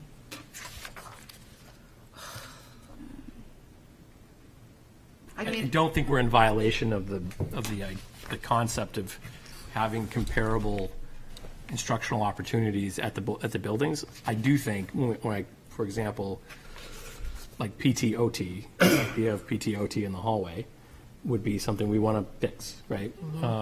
But we're still offering PT/OT. We still, if you go to one of the schools, you're getting the level that's in line with this particular federal expectation. We are in compliance with those things. So this would not, whether we moved or didn't move, we would be in compliance with the expectations as part of this policy. Are we maintaining records that are updated biannually documenting compliance with this policy? I just have to look really quickly. We do a ton, anything connect with federal grants, we have tons of ongoing work that we're doing to just submit to receive funding, both through the state and through the federal government. So our when it comes to the receipt of funds, we are in a kind of nonstop compliance Oh, kind yeah. of mouse wheel. Yes. And- Hamster wheel. Yeah, the We're on hamster it wheel, again. thank you. So I'm confident that we're doing what we need to do in order Yep. to live up to this. But I mean, would this be would this be a policy in the future that we could update to, put our rationale for redistricting in it? Like, if we ultimately want to adopt a policy that our schools are equitable with space or classroom size, would this be the policy we could go under? I guess it seems like a, perfect space for it to kind of expand a little bit, potentially. So a lot of this is really targeted towards Fiscal. how we're using federal funds. Okay. And making sure that we're using those funds in a way which the funds are targeted towards helping certain populations. It might be Title I, for example, at New Franklin School. So what they want to see is, they want to see, for example, that we don't take our Title I money and rather than giving additional support to struggling learners, we use the Title I money to pay for a first grade teacher that we would have done anyways. And then we're like, great, we just pocket the savings as a community and we have the feds pay for it.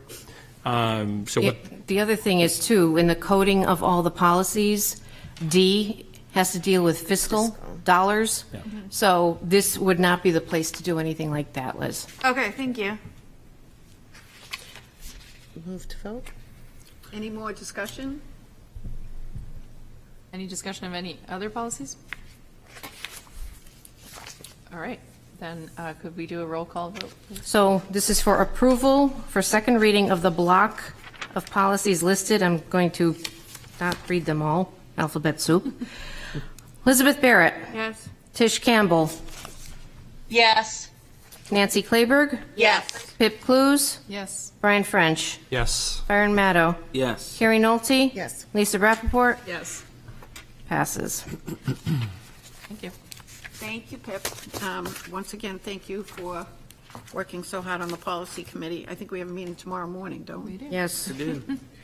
Okay, now we're down to new business, which is the consideration and approval of the New Hampshire School Board Association resolutions. And we will turn it over to Kerry. So overall, we had 8 out of 9 members respond with their options here. And I sent you the link because I think Patty has my IP address blocked because I grief. Okay. can't get in with another email. Hang on. Boy, look at how secure this is. Okay. So first, and kind of easy ask, on the continuing resolutions, everyone was, which is 1 through 12, everyone was in support, aside from the school board compliance with firearm legislation, in which Liz recommended that we would abstain. So if you want a moment to comment on that. Yeah, I'm trying to get the link because I don't have it linked ultimately to my computer here, so I got to go to Google. And I will.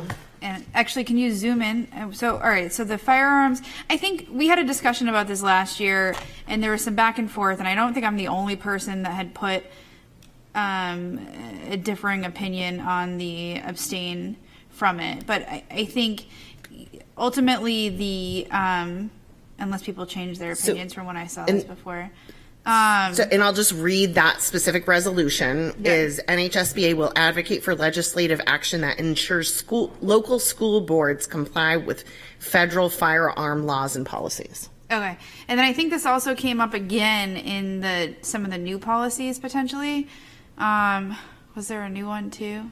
If you can just focus on this one, I'd like to so just. I guess my reasoning and what I had brought up before is that right now I believe New Hampshire, and maybe Zach can speak to this briefly, but New Hampshire doesn't require its schools to comply with federal policies. So, I mean, you are required to apply, but so go ahead. New Hampshire doesn't, I'm going to make sure I get this Enforce it? right. It does, it tells local law enforcement to not enforce federal gun laws. Okay, and That includes, gun-free zones, federal gun-free zones, which would be around schools. Okay. Which is why we're closed on election days. Okay.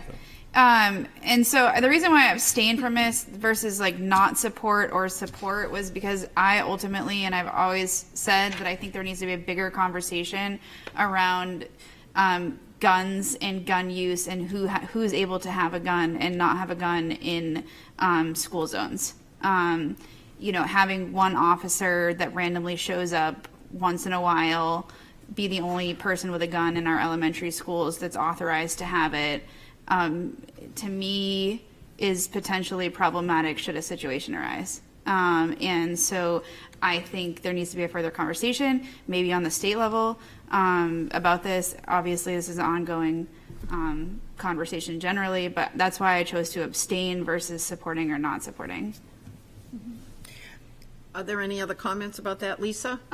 Just two things. I think the conversation that we had around gun laws was actually related to the legislative committee proposals and some separate state laws that were more specific to certain activities involving weapons on school property. Yeah. So I don't recall there being as much of a discussion around the gun-free school zone generally. Maybe I'm misremembering it, but I do remember the very robust discussion around some of the other legislation around that. So I just wanted to clear that up. Yeah, no, And then just as a point of clarification, these would pass by simple majority or super majority, Carrie? I'm trying to remember how we did this every other year, and I should know this by now. I think a super majority, Okay. and if we don't have agreement, we just abstain from Fair. that vote. Thank you. So I mean, I do think that based on, I would recommend we move forward with supporting all of the continuing resolutions because that was definitely the majority, unless you want to compel others. I think. Well, I would disagree with Lisa. I know that there's discussion around her legislation committee around this, but this also came up when we were doing resolutions last year, and again, I brought up my concern for it. I would choose to support or vote to, I guess I motion to support all but that resolution, and bring it to a vote, and then have us all vote separately on that. Well, let's see if there are others that would like to comment on it. If no others agree with you, then we'll just.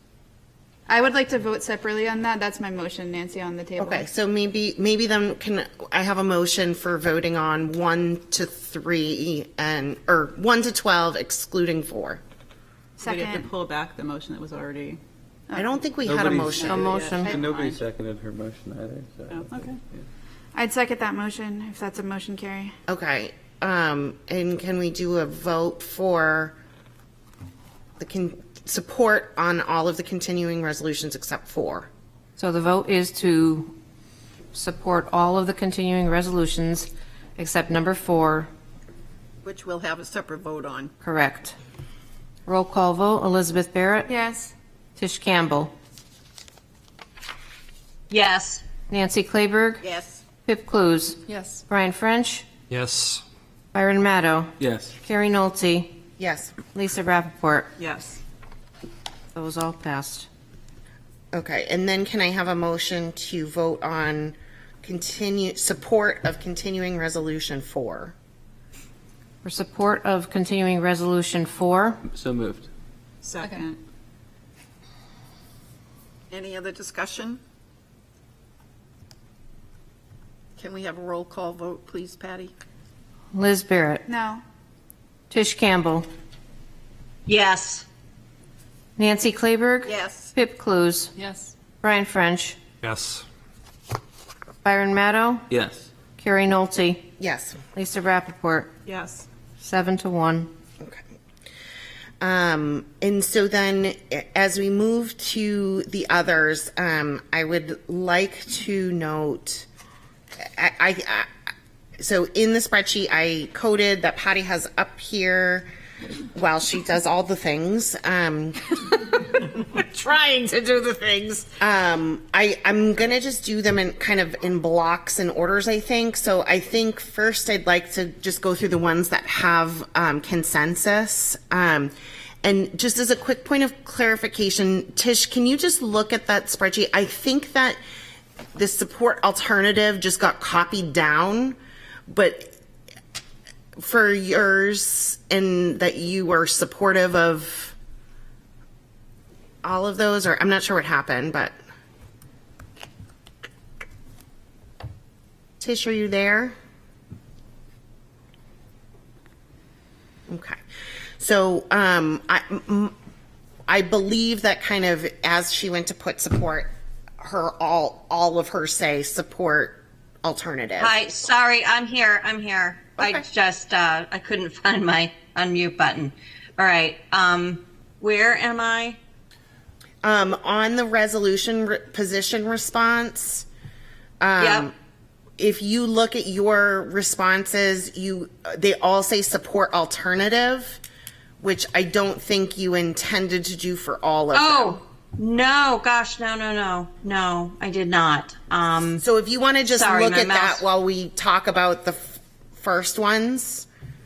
And Just go in and change it? yeah. Okay, yep, I can do that. Sorry about that. Wait, did you email this to us again? Where are you, where are you finding it? On the link I sent you. So I will make a motion that we send our delegate, Byron, in support of resolutions 14, 15, 16, to take the positions that we all agreed upon. Never mind. I know, right? Sorry. Okay. Let me go to, I don't want to do them individually either. We have How about all the ones that are highlighted in green? So that all of the ones that are highlighted in green, we maintain that position, which includes for resolution 14, we don't support it. For 15, we don't support it, or we, yeah. Oh my gosh, I'm sorry. I thought I was better. Are you following my challenge I'm and logic following. right now? Yes. Okay. We all are. Well, are there any that everyone supported? The green ones. That's what she's talking Well, about. the green ones have Can consensus. we vote for the green? Or ones? consensus. Yes, the yeah. ones that I have in green, can we vote on consensus on 14, 15, 16, 18? 21 and 24. Yes. Oh, I see what you, Yes. okay, I was looking at the wrong So one. moved. Second. Okay, 21. Any discussion on the green ones that everyone supported, or everyone had the same Yeah. consensus on? Okay, can we have a roll call vote, please? Patty? Liz Barrett, Yes. Tish Campbell, Yes. Nancy Kleberg, Yes. Pip Clues, Yes. Brian French, Yes. Byron Maddow, Yes. Carrie Nolte. Yes. Lisa Rappaport, Yes. 8-0. Can we also vote, I move to not support number 23.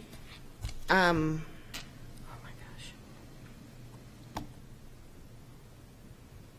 Okay, now that that's changed, yes.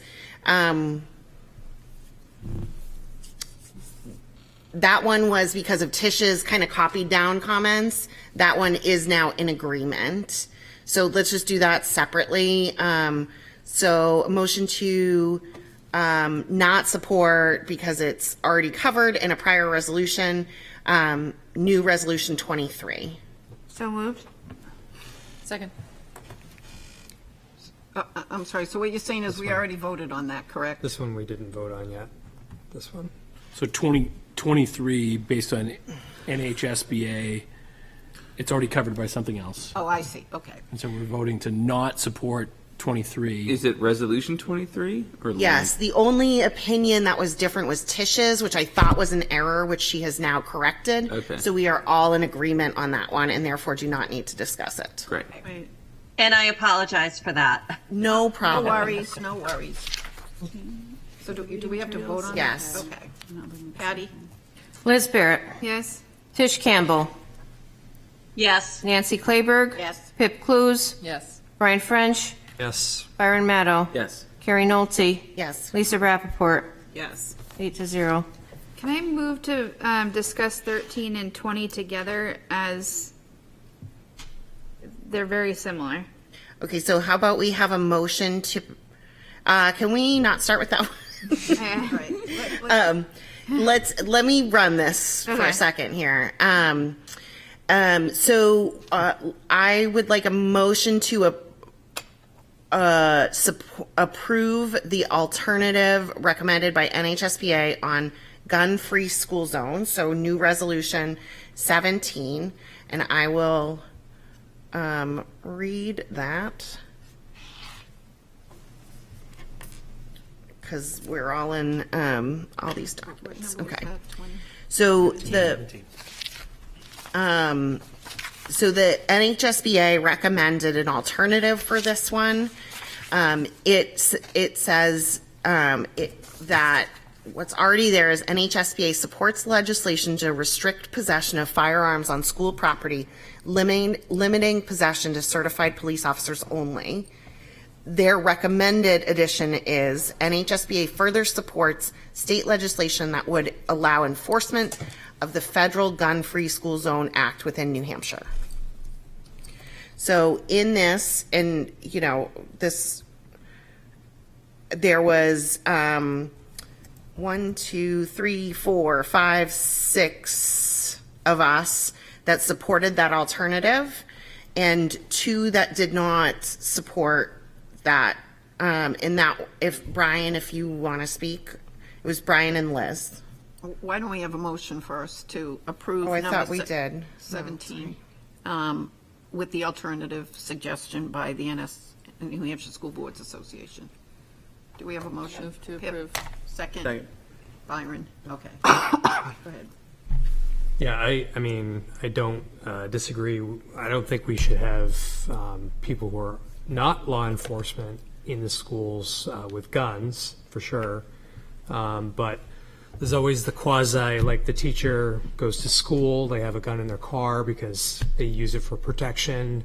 Those are the pieces, and I know it's kind of directly goes against the continuing resolution with the enforcing the gun laws. I get that piece too, but I just keep thinking about that personal protection, not bringing it into the school, but that's the piece that in the zone. But they happen to be in the zone because they're in the park. It's in a car in a parking lot, and I know that was part of legislation that was brought up last time too, and I brought that up, and that was my only contention with it. But otherwise, I want our kids to be safe, and especially in the schools. Liz? I guess just similar to before, I think there needs to be more of a creative discussion around guns and how they're used, and you know who has them and who's able to have them. You know, short of no guns at all. So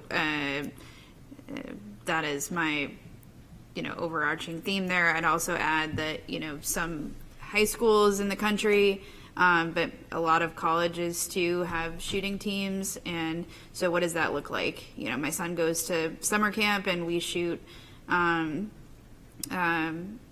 rifles and do target practice. So I think there needs to be a bigger conversation around guns that continues. And so that's why I don't support, the gun-free school zones. I would just say, as someone who operates your schools, that it would be a much easier safety situation to try to navigate and plan for if we didn't have to think about folks who are allowed to bring guns onto school campuses. So. And I just want to clarify that this is about enforcement, that New Hampshire has prevented law enforcement from enforcement, and that's what specifically is there. So I would say we move to vote on it, unless... Sorry, we're voting to be in support of the alternative. Alternative recommended, yep. Liz Barrett? No. Tish Campbell? Yes. Nancy Clayberg? Yes. Pip Clues? Yes. Brian French? No.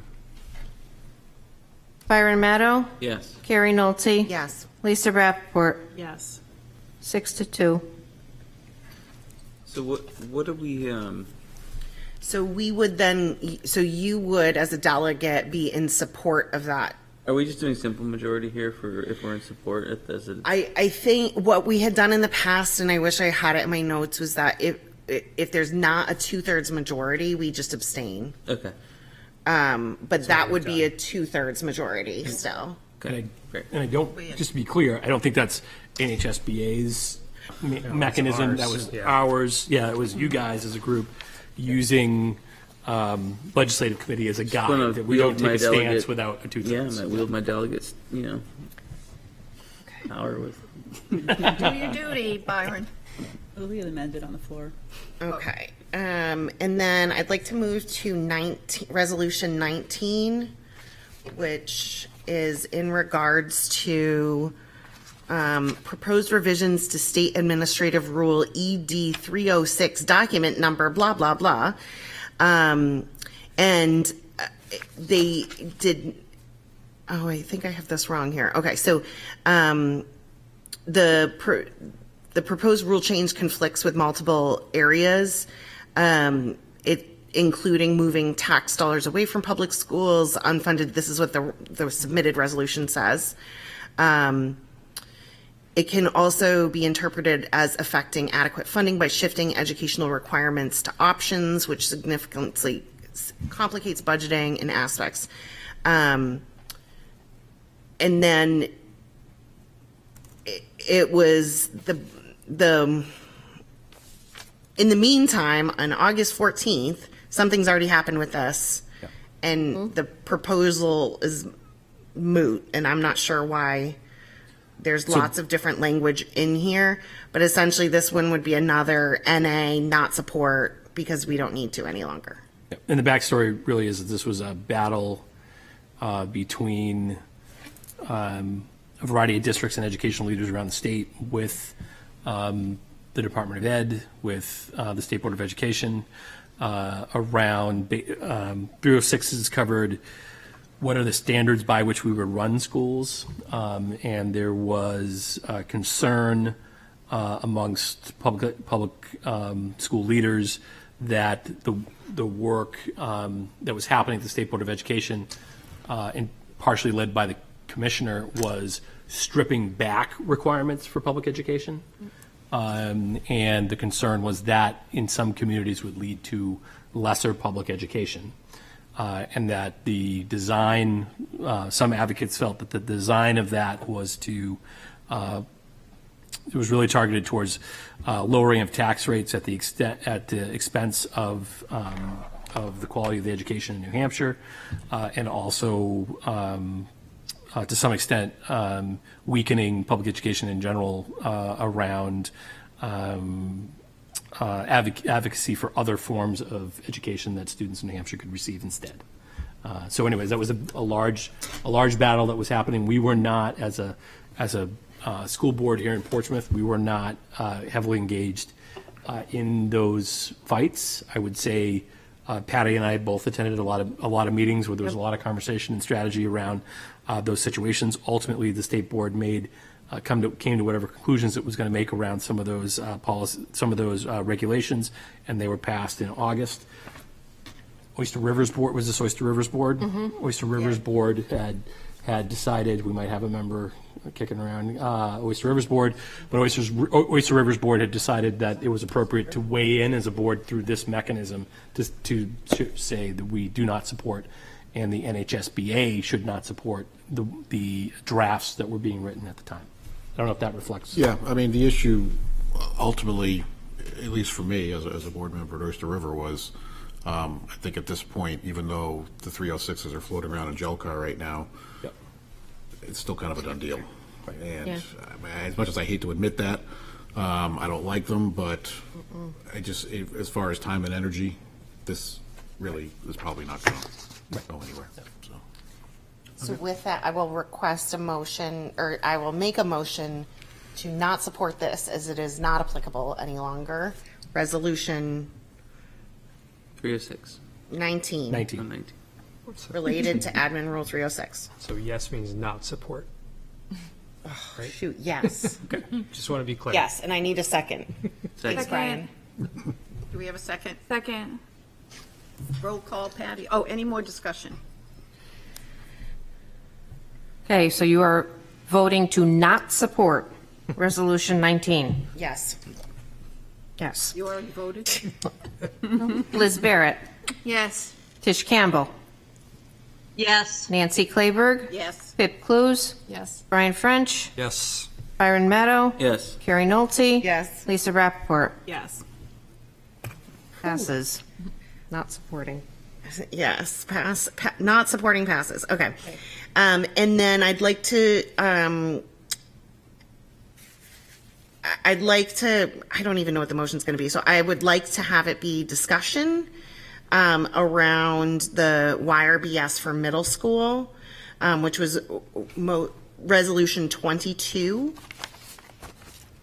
And so currently the state supports the youth risk behavioral survey for high school students.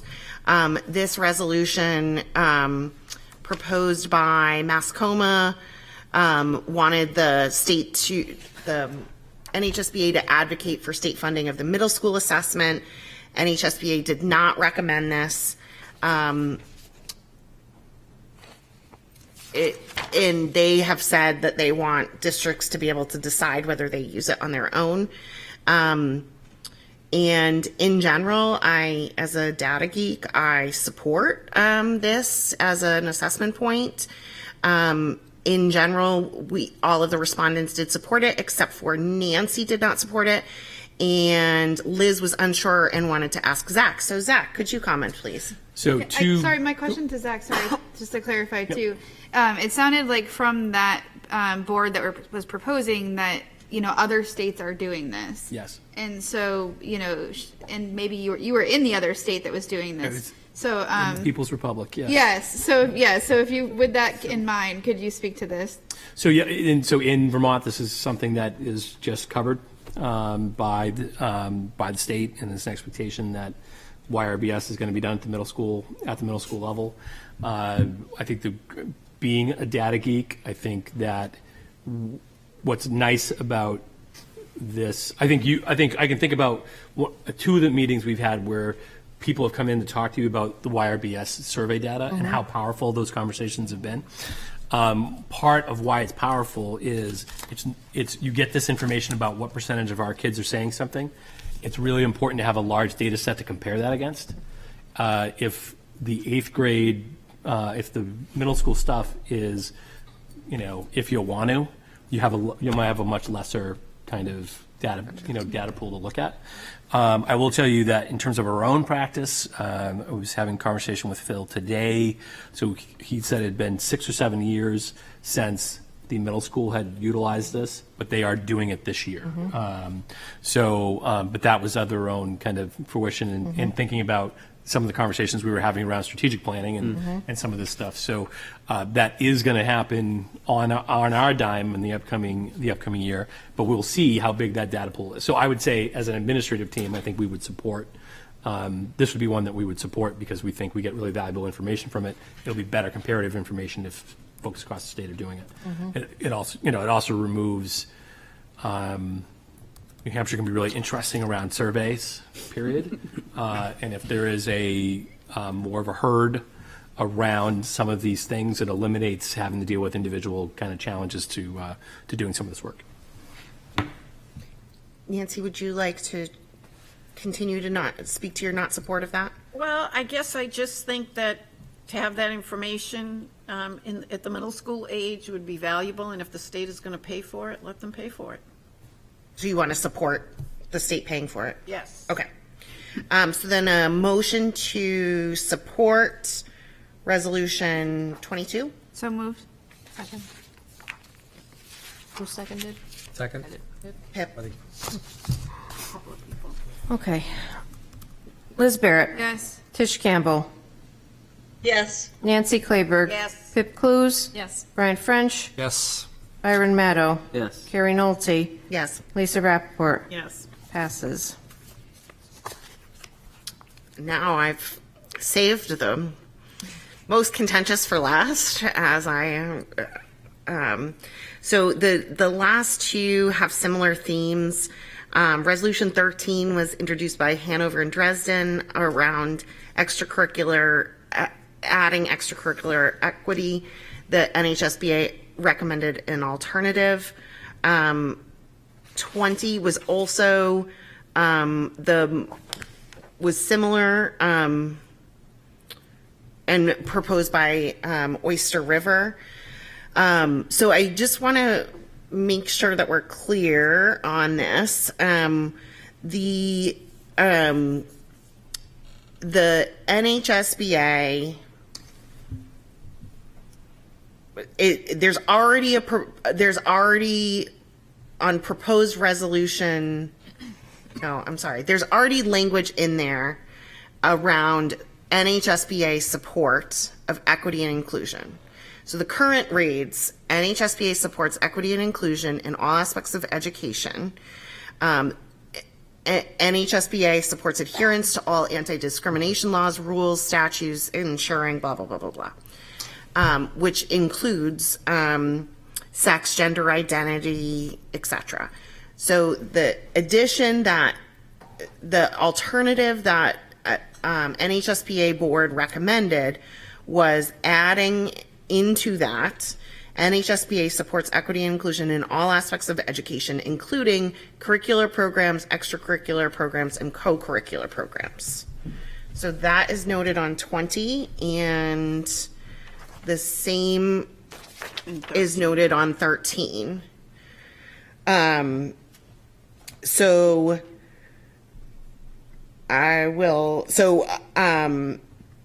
NHSBA is recommending the alternative. So I guess I would want a motion to support the alternative recommended by NHSBA. For 13 and 20, for both For of them. 13 and 20, because it's the same. Same thing. So moved. Second. And then discussion. Liz? So I chose not to support. Maybe in 10 years I'll be a curmudgeon for this, but I think the reason why is because if you all go back to me sort of shouting extracurriculars are a gray area of the law, and when we were taking away extracurriculars for, partying, do you guys all recall this issue that came up, I believe a few years back? There was a lot of, conversation around extracurricular activities and the ability to take those away, or put some parameters around them. My concern from a legal standpoint, and this is my own perspective, I'm happy for you to all seek your own legal counsel on this, but my concern from a legal perspective is that currently the way the schools are run, extracurricular activities is an elective. It's an add-on. It's something that the school can control as far as discipline and whatnot. There could be a girls club or a boys club, or girls sports or boys sports, and I think that's what this is ultimately getting at, is the issue that's in front of the Supreme Court currently. So this issue about the new statute change is in front of the Supreme Court. So the Supreme Court's going to come down and have some sort of ruling at some point about this. And I think at that point we'd have further guidance from the New Hampshire Supreme Court regarding this issue. It was on the front page of the Bar News this month.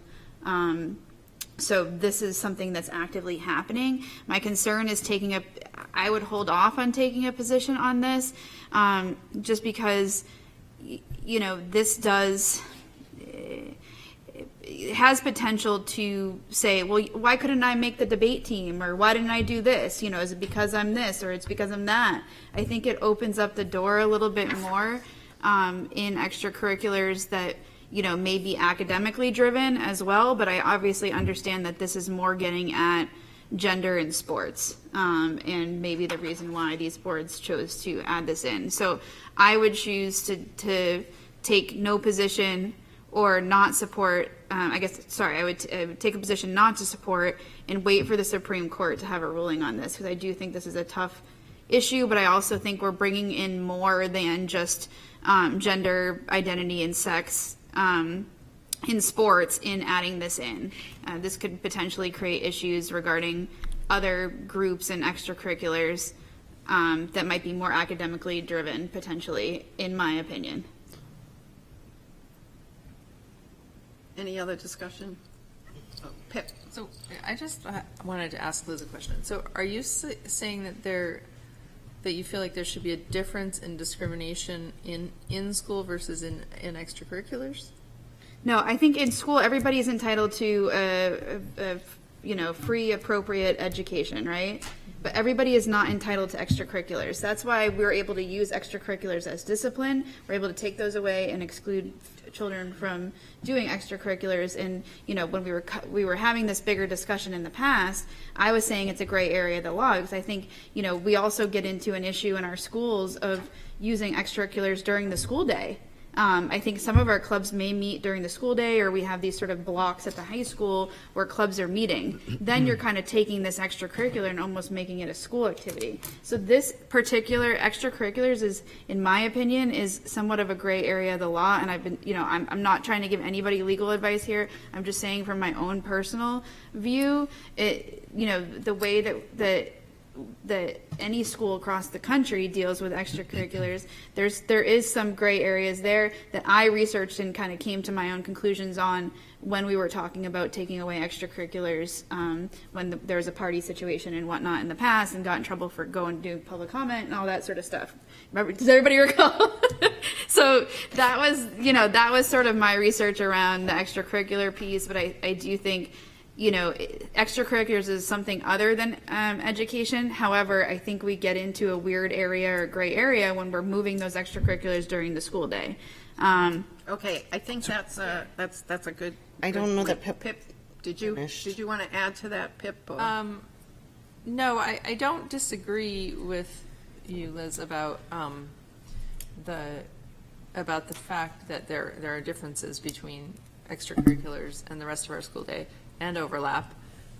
It just feels odd to me that we would tolerate discrimination in any area of what we're doing, but that's my personal opinion.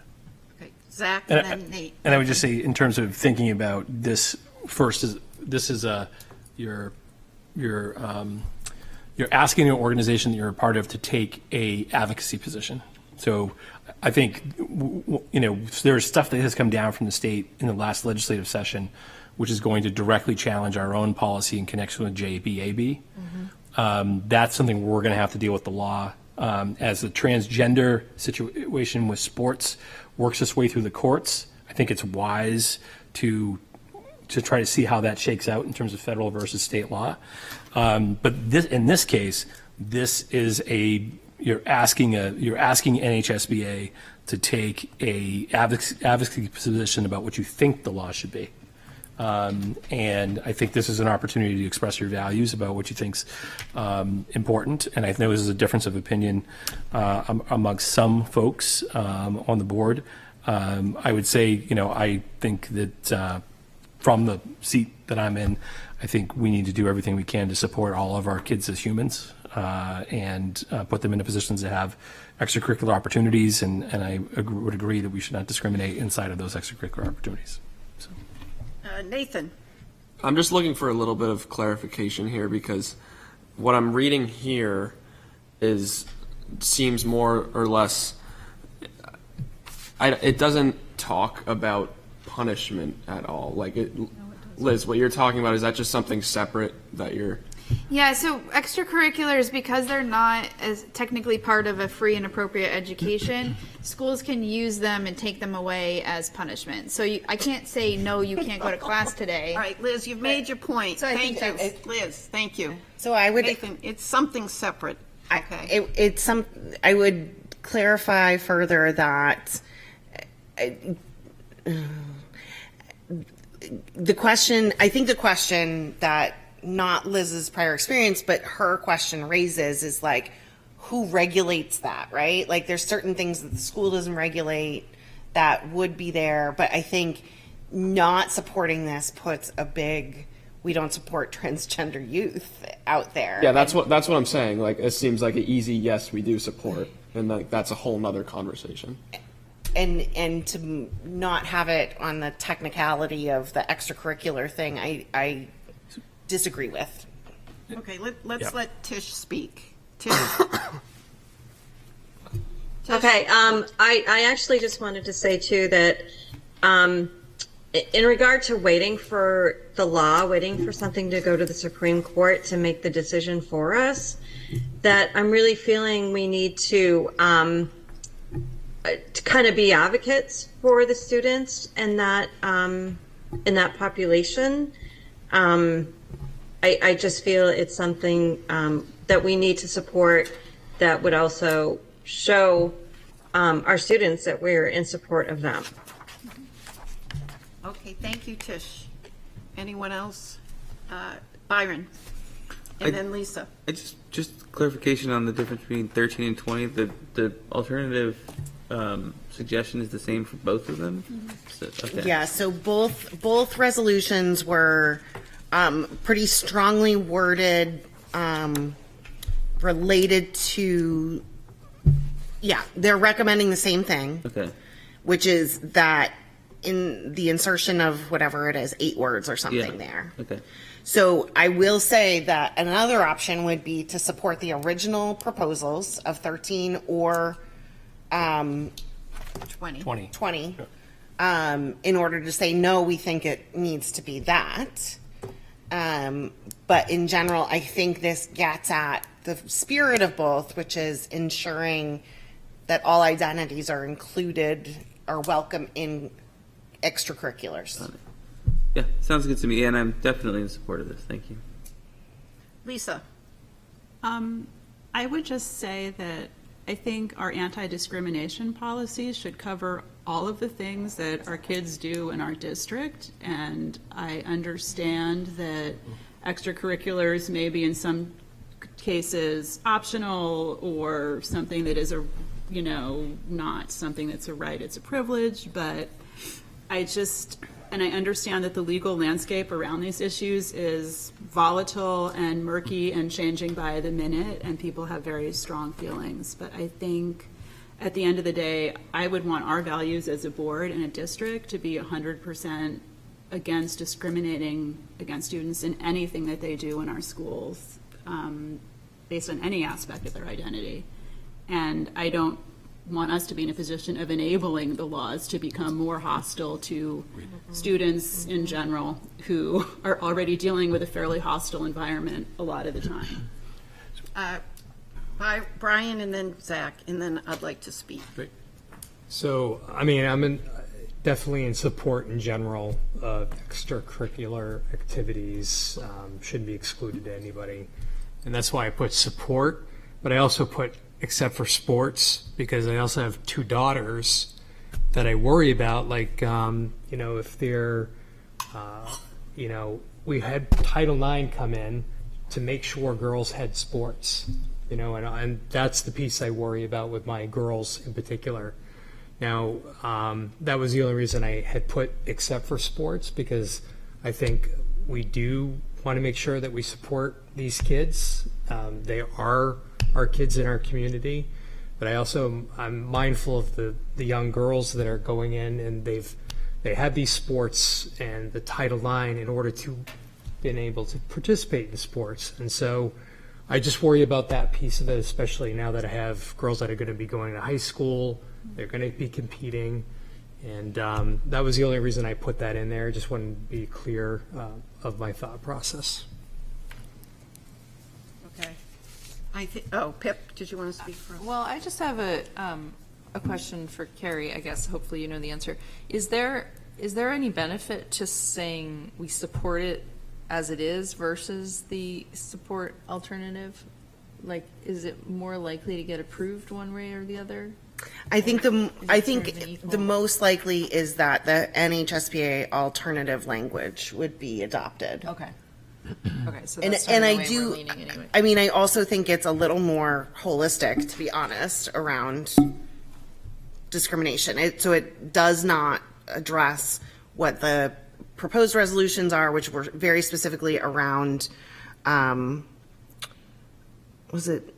No, the 20 was more specifically for transgender identity.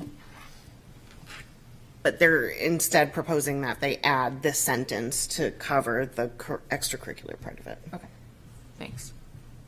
All right, I think some of you know that I'm against this. It's the extracurricular programs. I wish we could pull out those words and keep everything else in there, and then I would support it.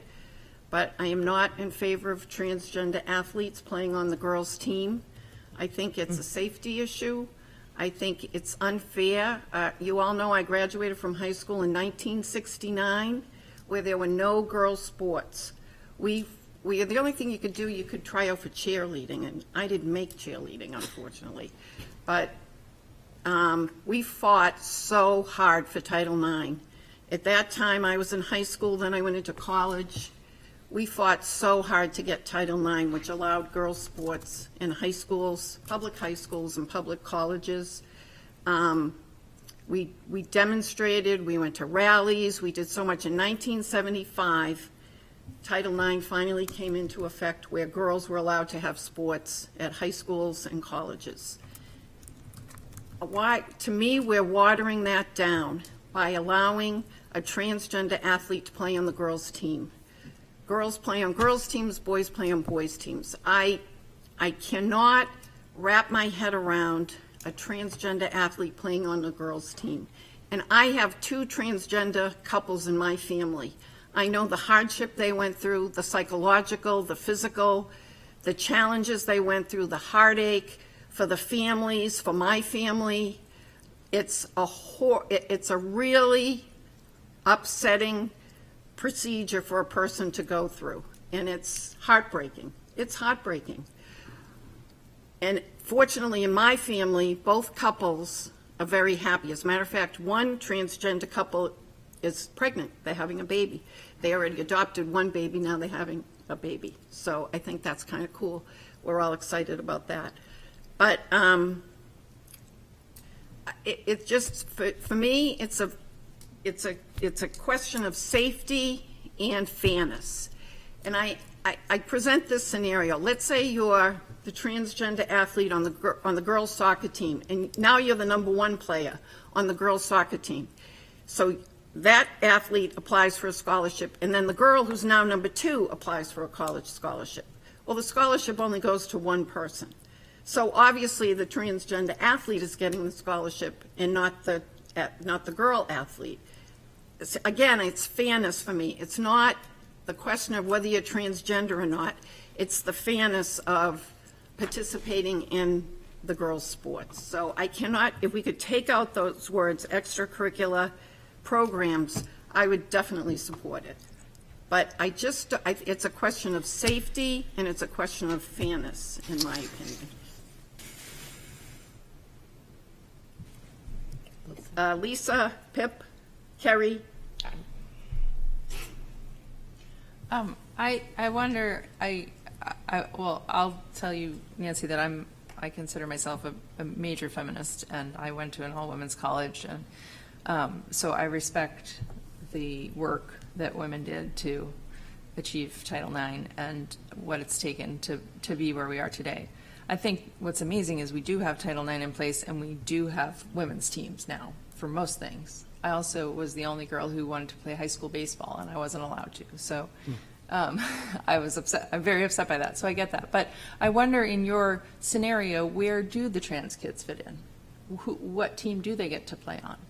Because that doesn't seem fair to me, that they're left with no team. Maybe a school could develop a team for transgender athletes. That could be a scenario. I'm afraid in Portsmouth, we don't have a great number. So maybe seacoast-wide, we could form a transgender team. I don't know. But. And then in terms of your safety concerns, I'm curious what you mean by that. Well, I think physiologically, the transgender athlete could probably be stronger, have different physical abilities than a female. So is that fair? Is it fair to put that stronger person up against a girl? I worry about that. Well, I guess we know that girls come in all shapes and sizes and strengths. And so. Boys do too. Right. I mean, everybody does. So they could be just the opposite. You could think that they're stronger, physiologically. Potentially be, yeah. They're just stronger. They're made differently. So they're a stronger human being. Kerry. I respectfully disagree with you. And I think that the safety concern is not allowing them to play sports. suicides among transgender youth are 3 times that of non-transgender youth. And they're already struggling. And so within that, sports and belonging and feeling a place is critical, and prevents substance use, prevents mental health issues.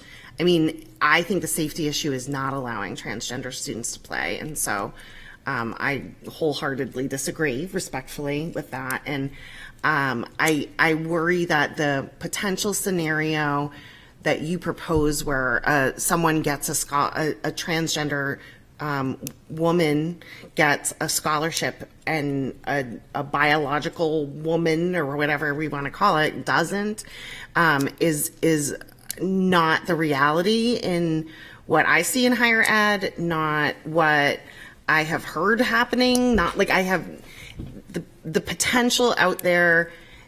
And putting that potential out there, I think, is a safety risk for people who are struggling with gender identity and then remaining in their community with identity. So I think it's important to support this. I'm seeing Tish is Tish, Liz, and Lisa. I had my hand. Lisa can go first if she had her hand up. That's okay. Go ahead. Go ahead, Lisa. I guess I'm trying to choose my words very carefully here. I mean, this is emotional to me, but I have 2 non-binary students in our schools who have no team. And one who loved playing soccer who no longer plays soccer. And I'm not saying they would get a scholarship or be the best player on the team or whatever, and there would still be tryouts, but I wish there was a place for them. And I just really feel like the bigger issue here is the students in our schools who don't have enough places that are inclusive and supportive and safe for them. And, you know, if some college ultimately makes a decision about a scholarship in a hypothetical scenario, to me, there are so many things that get baked into that, including their grades and how good they are as athletes and where they apply, and so many other factors that are kind of beyond our control as a school district. I think what we can control as a school district is what our values are and how much we want to be inclusive and supportive of all of our kids. So I understand where your concern is coming from. I benefited from Title IX. I mean, I got to play, you know, because of that. And my school had to add a bunch of girls' teams that they didn't want to add because they got audited and smacked around by the state. So I fully appreciate that, but I'm seeing now as a parent how heartbreaking it is for my own kids to not have enough spaces through nothing we've done wrong necessarily, but just through how the world is. And I don't want to be in a position as a board of making the world less welcoming for kids who already don't have enough spaces that are welcoming for them. Thank you, Lisa.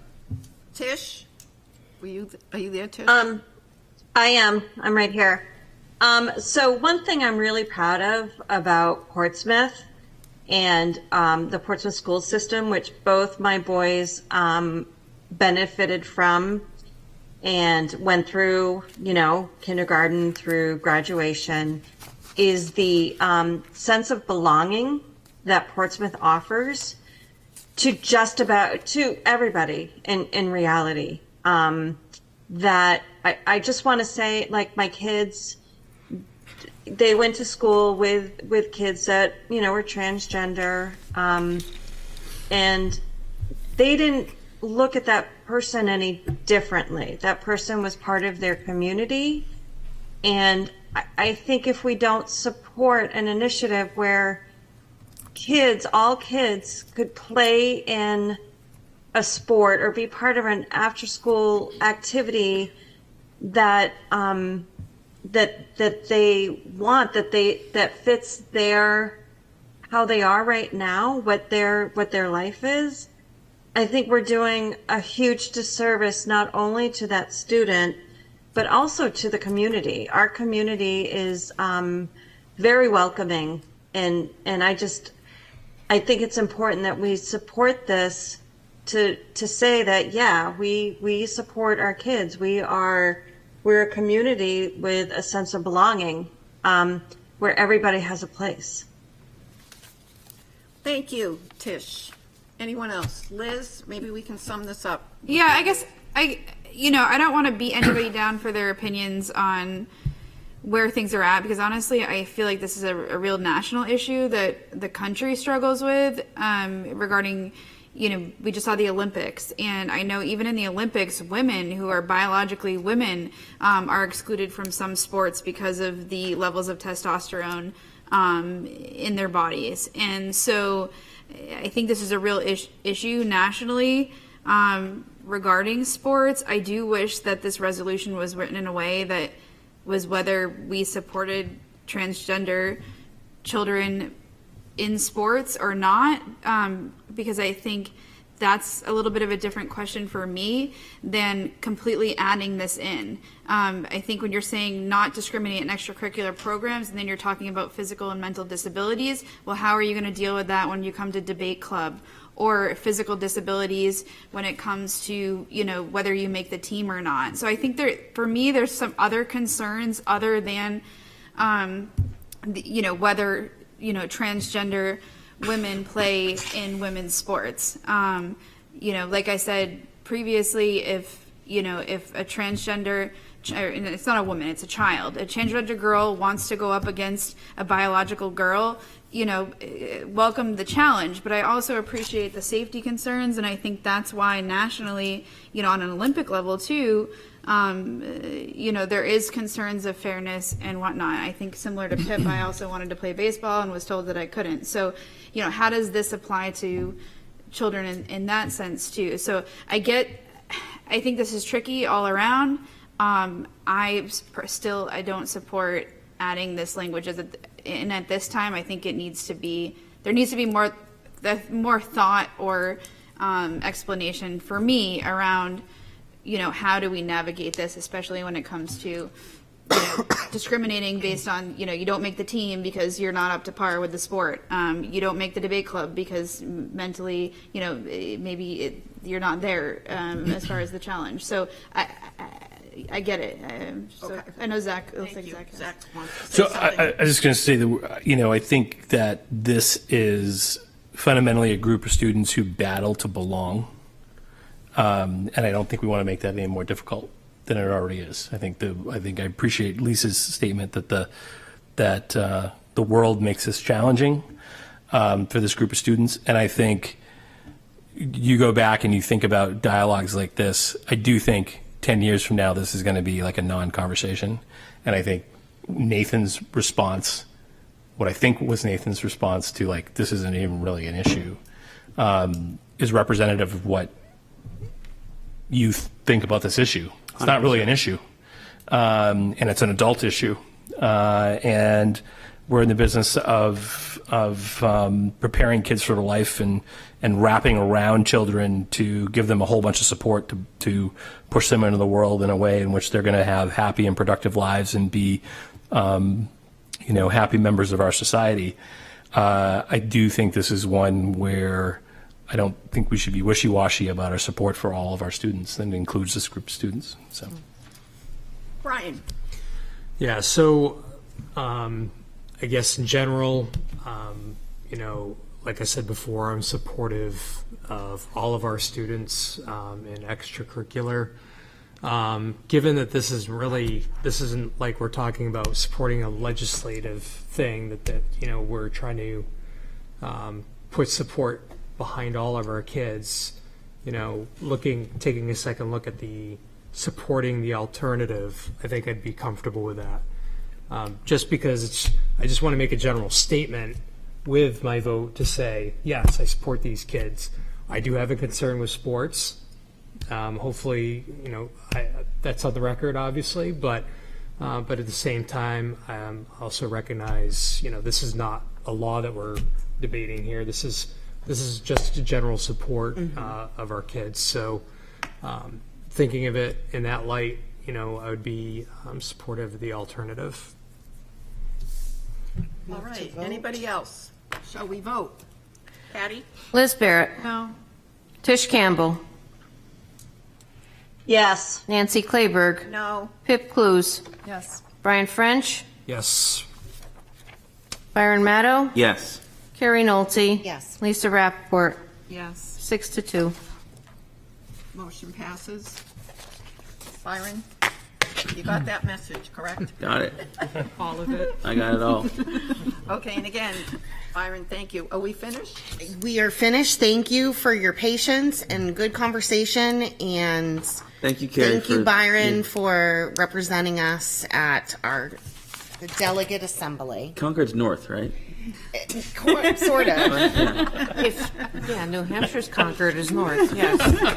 Thank you, Carrie, for all the collating and help shepherding us on this one. Appreciate it. Okay, thank you, everyone. We're on to committee updates. Redistricting committee, the minutes are in there. We also have minutes from the teaching and learning committee. I will just did you say, wanna say something? related to the redistricting minutes, I did receive feedback that we need to be better about. My style has been to move through the PowerPoint and be editing it in real-time conversation, and therefore the minutes do not represent all of the conversations we have had. So either I need to find a new solution, either to do that with track changes so people can know what's made, or I don't know. We'll find a way, but I did receive that feedback, and I think we have heard a lot about redistricting already tonight. Well, thank you.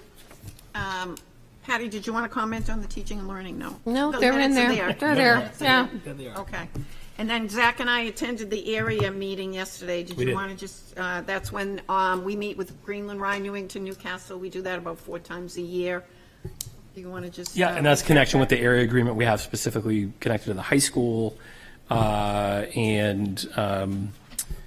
We were having some discussion about that meeting has been kind of unclear. We meet 4 times a year, but we're really not sure what we're talking about. So we're trying to structure that in a way where, With nothing to talk about. well, I mean, so what we're trying to do is we're trying to structure, because sometimes in those communities there are conversations about they send a large number of tuition dollars to the high school, and there's conversations about what is the value that is connected with that. And for the most part, most people have a very good experience, sending their kids to Portsmouth High, and we think we have a tremendous product that is Portsmouth High. But we just want to open up that conversation to, as we get into December now, we're talking about that dialogue would be a conversation about the potential budget for the high school for the upcoming year. And we're talking to people from those communities about, well, these are the things we're going to do, and here's why, and this is why we're proposing it to you as a board. This is what we'd be interested in. And then coming back in March and talking about, okay, this is what our board decided. And then also having a clearer set of kind of conversations about measures of success, and how does a resident of Greenland come to a conclusion that the amount of tuition money that they send to Portsmouth High School is a good investment. And so we're having those conversations and talking a little bit about the nature of the agreement. The agreement has been in place for, was it late 60s? When was it? I think it was Late 60s, maybe? Yeah. And it really hasn't been amended. And it really hasn't been amended. It technically has never been fully amended. There have been clarification memos that have been signed by the communities, because the actual process of amending it is a very complex process. It involves votes in multiple towns, it involves screening by the state. So we're not necessarily looking to do that, or at least looking to have real conversations that I think are responsive to the people in those communities about what we're doing, because I think some of the dialogue is, well, it's taxation without representation. And so we had some kind of conversation about to what extent during the budget process could they be more involved, not as a voting member, but just more present and have some of what their community concerns are, maybe be more involved in our dialogue as we're going through the budget season. So we're talking about all those things and trying to figure it out, and it's not black and white, and we're starting to have those conversations. So I think Tish would like to speak, and then Liz. I didn't get the minutes sent, and I apologize for that. But I'm on the Futures Board, and we met on September 18th, I'm sorry. It was the first meeting of the school year and first meeting of me being on the board. And it was a great meeting. I get to meet 2 students that are in the program, seeing their success as they're going through the program. and I just got an overall of the program. And like no decisions or anything were made during it, but it was really great to be part of it and to be part of such an incredible program. Thank you, Tish. Liz. Sorry, just going back to what Zach had talked about. I know you're talking about the high school, but our middle school also takes on students, and so it's kind of like chunky how the SAU does it, or what SAU is that, 50 does it. You know, we're in 7th grade, we have Newington students coming in. You know, we have Newcastle. Is Newcastle part of 50 as well? It so is. Newcastle comes in 6th grade though, and then everybody is joining. Rye and Greenland join at the high school, and so I don't know. I guess my question back to them too, maybe, you know, what their demographic, you know, we're talking about redistricting. What are their demographics? Are they looking to absorb some of those kids or continue on with the way that we've always done it? You know, sending these children in 7th grade, and I don't know, you know, what do they get as far as like a buffer? Like they don't get that 6th grade year, so what do they get as far as a buffer? Like, would it make more sense for those kids to come in 6th grade? And I wonder if we could have a bigger conversation around what that might look like. So not ours to have. We're always available for consultation with 50. Those communities, each of the individual towns are having their own conversations, always on a rolling basis, kind of about, I mean, there are conversations about, well, geez, how many kids in certain communities do we have in this grade? Could we just send them to Portsmouth? Do we want to extend out another grade level than what we're already doing? Those types of conversations are rolling conversations inside of each of those towns with their superintendent and then their SAU board as part of those dialogues as well. But those are really intense town conversations. We have been involved in some of those conversations when we're asked to be, but we're careful about not overstepping kind of our bounds at the same time. So. And I guess just to throw a wrench into the redistricting conversation, and maybe this is just to bring up later on, but my understanding, I don't know if it was a couple years ago, there was a newspaper article or some sort of explanation that Rye Elementary School was low on kids, low on numbers, low on kids. I don't know where they stand today, but given where they're located, near Dondero, would there ever be this idea of sending kids over in that direction? So that would be, discuss it later. I would say to everyone in Rye that we respect that those are Rye town conversations and conclusions they need to come to. If we were approached by Superintendent Zadravec around the fact that he had a community that was interested in potentially partnering, then we would be right in the middle of those conversations and talking to folks and trying to strategize how that would work. But I feel like now would be the time though to hey, it's not do our you ever want conversation. Well, it might work for us, but I think it's got to work for them. All right, let's end the conversation. Thank you, Liz. Okay, what's next? Future agenda item requests. We have responded to the Google form that people had, so I think we're trying to address all of those as we see them. Nancy, how have you responded? We had a response that? where it's. There was a response column. There's a response column, and in the sheet we've itself. responded Okay. to all of them. Can there be a link to that on the where it says future agenda requests? That there's a link so the public is aware of what That would be these things helpful. are. Yep, we could do that. We can do that. Okay.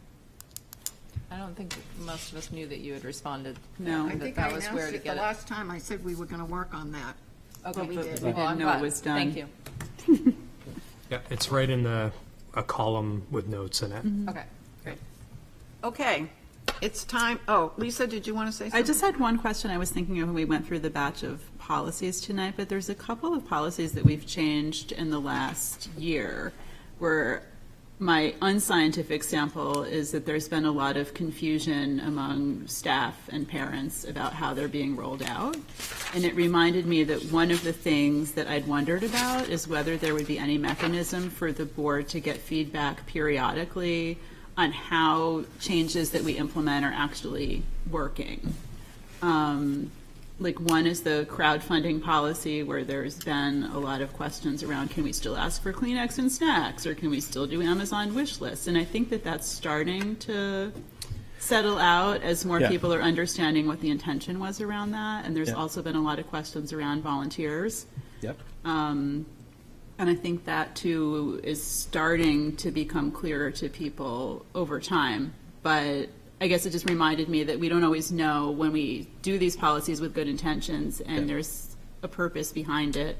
Is the purpose that we thought we were pursuing actually what we're getting when we make the changes? Does that make sense? It does. I mean, I'll just say specifically, and I know you're talking broadly, but I would say crowdfunding has led to a conversation where we are becoming aware of all kinds of different ways in which people were asking for money on behalf of the school system that were not things that, so we are now in the midst of doing a deeper dive in terms of auditing ourselves, in terms of, and so the irony was the other night, as we're in the midst of having conversations about a whole bunch of different ways in which what came to light as a result of the policy was, oh wait, can I still do this other thing I'm doing? And it was like, what? You're doing that? And where's the money going? And how do we track it? And so in the midst of all that, ironically, as I was emailing somebody, I drove by McDonald's and I look up and it says high school fundraiser McDonald's. And I'm like, who's that? So we're in the midst of this, like doing this more thorough inventory that's been created because when crowdfunding originally came out, I put out to staff, I'm like, we're doing this not to create a gold rush around requests. It's to make sure we're funneling everything through a singular system. And we, as much as possible, we don't want you to have to handle money. We want you to just get the stuff you need through this avenue, but your core way of getting what you need for your classes and for your kids is the school budget. Anyway, so that's led to now a much deeper dive. I was just talking with Principal Canosi today about a variety of threads that we've uncovered over the last 2 weeks that we were not aware of. None of it, as far as we can tell, is unethical, but it's like we just weren't aware, and stuff was going in activity accounts. As far as we know, everyone's been doing, what they're supposed to be doing, but it was institutionally not an awareness of like, whoa, there's a bunch of these ways in which we were raising money. And then in terms of volunteering, I think we did on the heels of the last meeting, did sit down with principals and ran through, where's everybody at and designated employees? Do you all have the same understanding? How are you communicating that? I think the singular principals are in really good shape. I think that the place where I think that has manifested the most was around the music program and a lack of clarity around for Mr. Gagnon around who was in, who was out, who can I use, who do I used to use before. That's the one place that I ran into where it was like that was unclear and we needed to do some work. So we are, we implementation can be clunky because as we go sometimes, but I think on those couple things are starting to settle in, and that is very typically what happens. So I totally appreciate that. I think you definitely got your hands full with the crowdfunding one, I suspect. Holy smokes, yes. But I think the broader question was just to know, like, when we pass the policy, like, do we need to go back and make another pass at it next year once you have an idea of how it's actually playing out? That was more the spirit of the question, I guess. If there was a policy level concern, we would definitely come back to you with an adjustment. Most of the time, it's procedural, and it's how do we implement the spirit of what's in the policy, and then what's happening in the existing kind of ecosystem of funding or volunteers, whatever, and then how do we implement what policy is expecting us to do as a value statement. Nathan, did you want to comment? I just had a quick question because this came up this week actually at the high school. Yeah. Is it because I read the policy when we ended up talking. It was for student council. We're trying to do a fundraiser for prom. Yeah. And it came up because what we got back from admin was it's not donors choose. I know that's specified in the policy, but is that in any way like the only platform we can use? Student council not So under the guise of donors choose. I mean, we're trying to funnel as much as possible through donors choose because of what we were saying before, which is, one, there's a screening process to identify what we think legitimately people should be asking for or not. And then two, staff and students don't handle money. And so that's why we went kind of that route. What we're still trying to deal with is to what extent can we, when it comes to the collection of money, because there's still some stuff where folks would like to collect money and not get things. And we're trying to work through those on a case by case. And like I said, Principal Canosi and I were sitting down today in his office, kind of going through all the different kind of a list of all the different student activity accounts where the money comes into and all the different sources where those were coming from. And then trying to identify like a kind of this catalog of ways in which people were raising funds. And then trying to take the spirit of what was in the policy and create as much as possible an intellectually consistent kind of procedure that addresses all those different things. And there will be it's going to be really hard to do. So there's going to be nuance in it. And then being able to then push that out to both staff and then other groups who are associated with the school, so that we're in a position where we are aware when someone is ostensibly asking for money on behalf of usually the high school, not always though, but on behalf of the school district, that we're like, yes, that's legitimate, and yes, we know where the money went, and those are really our primary kind of goals. And also a little bit of like, we are a very well-funded school district, and we want to be careful about how many times we're going back to the community asking for more money in different ways, too, and be respectful of the taxpayers and our budgeting process at the same time. So, thank you. We're working on it. Yeah. Did you organize the McDonald's fundraiser? No, I didn't hear about that one. That's good. I took a picture of it, and I was like, That was one of the sports Okay, district we ones. have to reopen. Oh, I'm sorry. it was Pip boosters. and Liz. yeah. So That's what I I just figured. wanted to comment on what the issue Lisa raised, because we've been talking about this at the policy committee a little bit as well. And I appreciate the specific updates, but I think what I was hoping to achieve, and now that we've had this discussion, it makes me feel like it is more, I was going to bring it from policy to here, but I think it actually is more appropriate for the policy committee to have sort of some kind of regular check-in that is in a shorter time frame than the regular review of policies, where when we've made specific changes to things that either impact the procedures that we use or that make some sort of shift in what we've been doing that's significant, that we have a sort of a more short-term review of those at a certain point, like maybe a year out from when we've created a particular policy or made a significant change. And so I'm thinking if the board approves this idea, I mean, I don't think we need to vote on it, but I think it might be a good idea for the policy committee to kind of build that into our regular schedule so that we are getting some kind of report or data or whatever the policy addresses. We're getting that back to make sure, as Lisa said, that what we're trying to do with the policy is what we're actually achieving. Yeah, I think we can do, I think there's some things we can do in policy in terms of organizing and understanding the frequency at which we're looking at policy, and just getting it better, because we have the cadence that's coming from Paulette and from the administration on when to review. Right. But I think we can do a better job of sort of I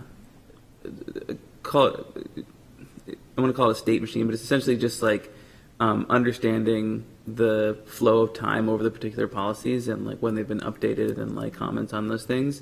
And they're not organized in such a way or in a database where that can be done. Right. And I think we can definitely move to do that. That would facilitate not only the flow of the policy committee, but also check-ins and sort of statuses, sort of answer to that. Yep. Yeah. I would suggest that maybe in terms of, because I think there's a time where it's probably staged, where the initial, like, okay, we implemented this policy. I wonder about policy committee as the vehicle for that, or whether it's just the board. Because it's like the policy committee has done its job, which is to propose to the board certain things. The board considers that, may do it, may not do it, may amend it. And then at that point, the board expects that policy is going to be carried out. And so maybe when we do policies, then we do this. It's been 6 months since we passed this policy. What are the steps? And here's a written report from us about the steps we've taken, what has been successfully implemented, where are we still seeing challenges, that type of thing. But then eventually it just becomes the purview of the board and overseeing the administration to be like, are our policies followed? Or are they not? So it could be that maybe this is, again, there's this kind of short term, whether it's a year out or it's whatever it is, it's 6 months, it's whatever it might be, just to say, these are the steps we've taken since that has occurred. And here's what we still need to do, or we're all set. And off we go. Yeah, I think either way would be good. I just didn't know how we would build it in at the board level, but I do think it would be good for the whole board to hear that. And just to be clear, I'm not talking about whether we're carrying them out effectively. I'm talking about sort of like the impact that they're having, or how how they're landing with the admin, and you know, and realistically if they're playing out for the reasons we made the changes. And some of that will be, I think, I will just say some of the stuff. There are some things where there's very clear things that happen as a result that change the day-to-day operation of the school. Right. There's a lot of policy that doesn't.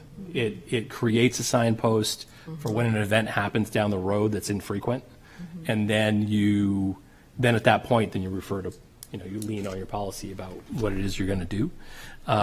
So some of those things will be really easy to demonstrate what the impact was, and it's there. And there'll come a time, yeah, well, and that makes me think it does make more sense to have the policy committee sort of tracking it, because I think we'd have a better sense of what level of impact each change is going to have. We have 3 minutes before 10 when we have to suspend the rules to continue. And I know we have a community member who's been waiting. I was up next. I have one more thing for future agenda items that's separate from this. Sorry. We have a community member who's been waiting patiently I just wanted to make sure before we get to 10 and we turn to a pumpkin that we properly suspend the rules so we can allow this person to speak. Okay. Second. Thank you. Okay. Why don't we open up the public comment? comment? We got to take a vote. Well, first, it sounds like there's a motion on the floor to go to 10:15. Suspend the rules. To go to 10:15. 10:05. 10:05. 10:05. Okay. Roll call, please. Liz Barrett. Yes. Tish Campbell. Yes. Nancy Kleberg. Yes. Pip Clues. Yes. Brian French. Yes. Byron Maddow. Yes. Carrie Nolte. Yes. Lisa Rappaport. Yes. Nancy, if I could, I just had one more future agenda item. Quick. On the future agenda, I put a Little Harbor playground on there. I know that that's being brought in the CIP. We talked about it, but I will say that on October 15th, there's a citizen CIP meeting, and I know that there's a petition online right now to have the city take a look at the funds that are being allocated for the South Mill Pond playground, and how the use the greater use of potentially having some of those funds diverted to Little Harbor, and what that might look like or whatnot. So I just wanted to throw that out there, that there is this potential to have a greater conversation around when these funds are allocated, potentially. It's my understanding that the $600,000 for South Mill Playground is already spent. It's gone. So Okay. we inquired, Zach and I, and Brian was at that meeting too. We inquired if those funds could be diverted to Little Harbor, and we were told that it's already been directed to South Mill Playground. And I would say we at the administrative level, were contacted about pushing out petitions and stuff from people. Yeah. And I've already had conversations this afternoon with principals that we're not going to facilitate advocacy against other departments of the city. We will advocate for the inclusion of playgrounds as part of the process. But we would not be appropriate for us to lead a charge against like REC or DPW Yeah. in a public way. That We makes are the sense. city, so. Yeah, I just wanted to bring it up because, I mean, obviously this is an issue that we address, and now it's kind of culminating into this side piece, and so I guess I'm wondering if we can kind of follow along as this rolls around. And just to let you know, there's 500,000 in the CIP dedicated 3 years in a row for the playground project. Yeah. And I think it starts 25, 26. We talked about Is that this the first already, year, or yeah. 26, So 27? right now in the current proposal, which we tweaked a little bit based on some help from the city, in FY '26, which would be July of '25, we would, under our current proposal, have $100,000 available for planning and engineering, permitting, et cetera, for all 3 projects as a whole, in order to gain some economies of scale. And then it's 500, it was five in each of the next FYs. So it would be, under that proposal, if the city was to accept it, we would break ground at Little Harbor in July of '26. New which would include the main playground and the PEEP playground. We would break ground at New Franklin in July 27, and then come back to finish off Dondero work in July of 28. But there's still a long CIP process to go through to come see whether or not the city will embrace that. Okay, we have to reopen the public comment session. Very patient. So You are very yeah. patient. If you could give us your name and address, and you have 3 minutes. Thank you. My name is Caroline Turk, and I live on 152 Hillside Drive. Thank you for everything you guys are doing. I just had a few points from the conversations that you had after the presentation that you put together. One of the points that I've got is with regards to you were talking about having special consideration for the families that are based at Wamsit, but equally I feel like every family in every section, the fact that I'm in Hillside, I appreciate that the Wamsit families are in a different position. However, I still think that the transition for my children is just as important with regards to the community that my family's made, the work that me and my family have put into that school. I have a son who is in 3rd grade, I have a daughter in 1st grade, and I have a daughter in kindergarten. So the actual impact that is going to be across my family is going to be quite significant. The other points that I've taken from the presentation earlier is with regards to moving forward, the numbers, I appreciate that the numbers change so much, but the numbers have already changed since the number that is on that screen. So for example, Dondero is down to a 330 currently. That's a 17 difference in the number of students that are at that school within a few months. So the fact that the points that were made with regards to kids will adapt, kids will make new friends, I fully believe that. But going through that upheaval, maybe I have 1 kid at one school, 2 kids at another school. Is that upheaval worth it for the big jumps in the numbers that are happening? And with regards to the class size currently, I know you're moving away from class size, but the class size at Dondero currently, excluding the 5th grade, which is obviously a bubble, they're all quite low numbers. So I think that needs to be considered. What else did I get? Pip, you made a point about we made a choice of where to buy our house. That's a financial implication, and when you buy your house, you're buying into a school too. That choice potentially with the presentation is being taken away from us, and it's not easy to move in Portsmouth. Like, we cannot move house now that we bought our house 8-9 years ago.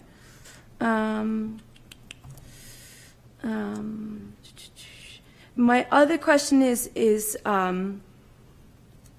with regards to, sorry, I see the time, with regards to how is this considered, because I appreciate that you're talking about going into the community, discussing it with the community, but how is this decided in the end? Because on all of those options, Hillside and Lafayette are affected in every single option.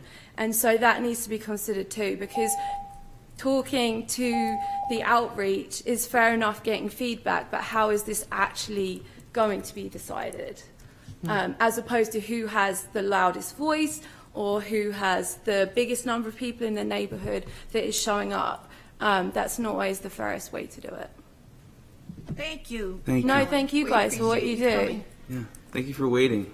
Oh, you're welcome. It was definitely an insight into what you guys do on a daily basis, but my babysitter definitely wants to go home now. Thank you so much. Thank you. Thank you. Okay, our next meeting is the 22nd of October, and we're going to try to do that at Lister Academy. Is that correct? Motion to adjourn? We are working on finalizing Lister I thought Academy. that was That's what a we like to do. statement, not a Okay, We just stay had a- tuned. We'll let you all know. Second. Okay, do we have a motion to adjourn? Motion to adjourn? All in favor? I'm so sorry. I thought it was a statement, Nancy, not a question. Raise your hands. Tish, raise your hand if you're in favor, please, so we don't have to go through another roll call. I don't have any more paper left. Thank you. Thank you, everyone. Good night. Thank you. Have a good night.